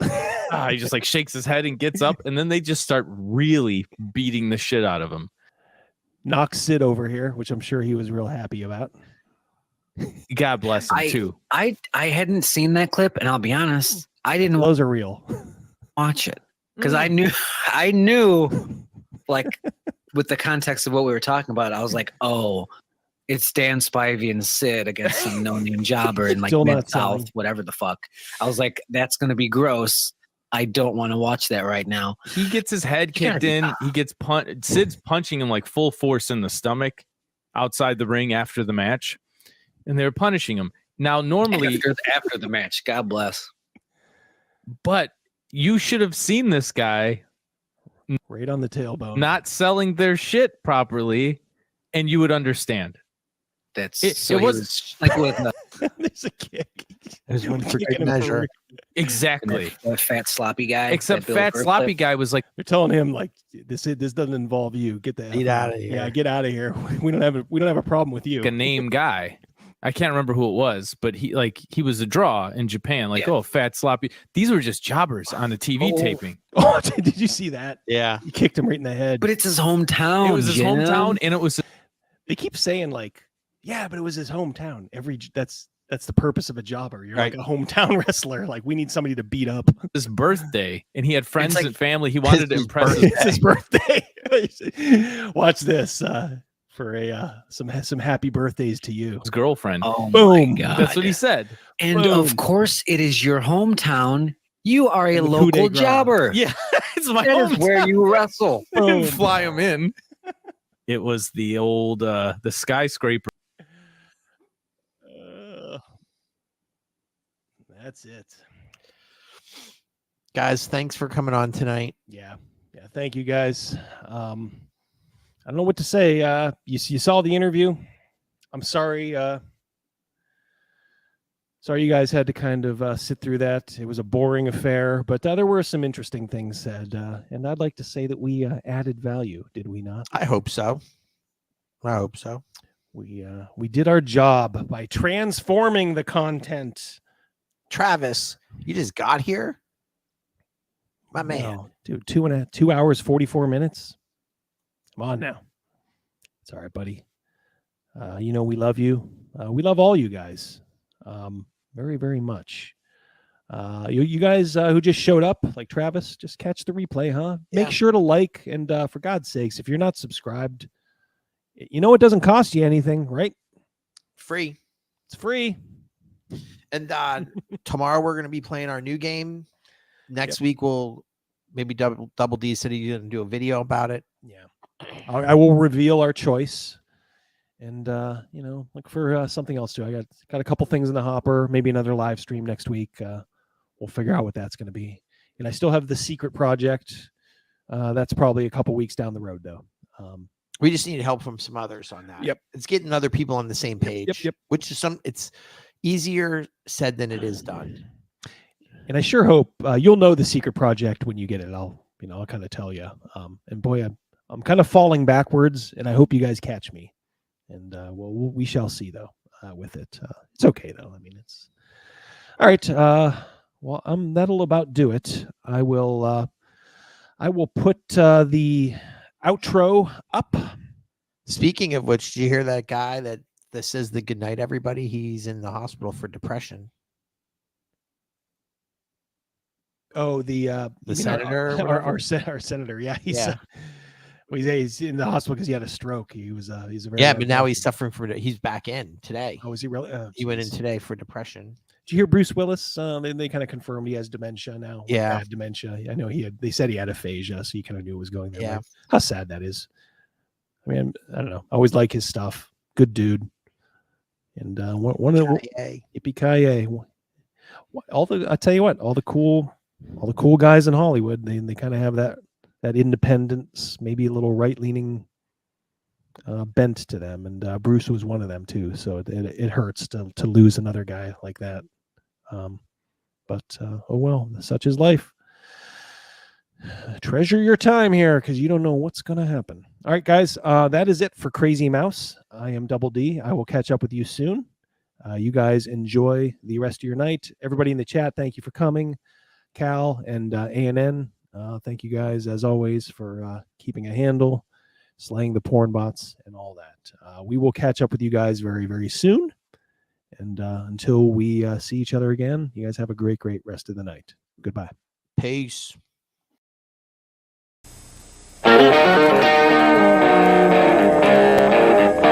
Hey, man, is that Double D? Yeah, man. Well, turn it up, man. Let's just go in and kill all the orcs, right? They're the bad guys. Who gives a shit? We just hack and slash and we loot their dead bodies, right? Hack and slash, kill them all, conquer the infidels. Boy, that campaign sounds like a barrel of fun, doesn't it?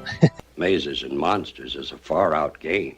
Somebody who's opening a refrigerator and leaning in, right, is the language of a woman. Somebody who's opening the refrigerator and being cut off halfway through that lean is the voice of a mermaid or a siren, right? Orcs are just evil elves, right? And they were made by an evil god. Honestly, guys like me can't leave soon enough. Well, then you shall sleep forever.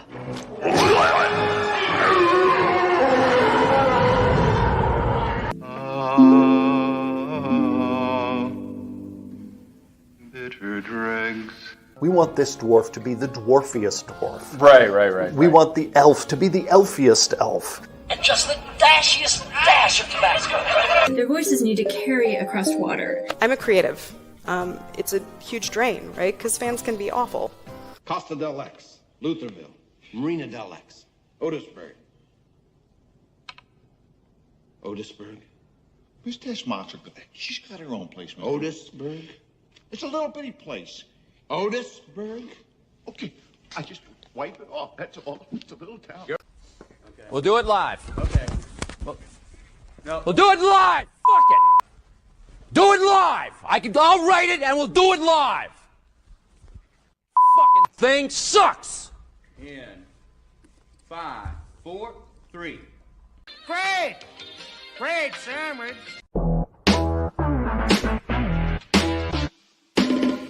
What qualifies you to be a U.S. Senator? You have 60 seconds. Hi, good night, everybody.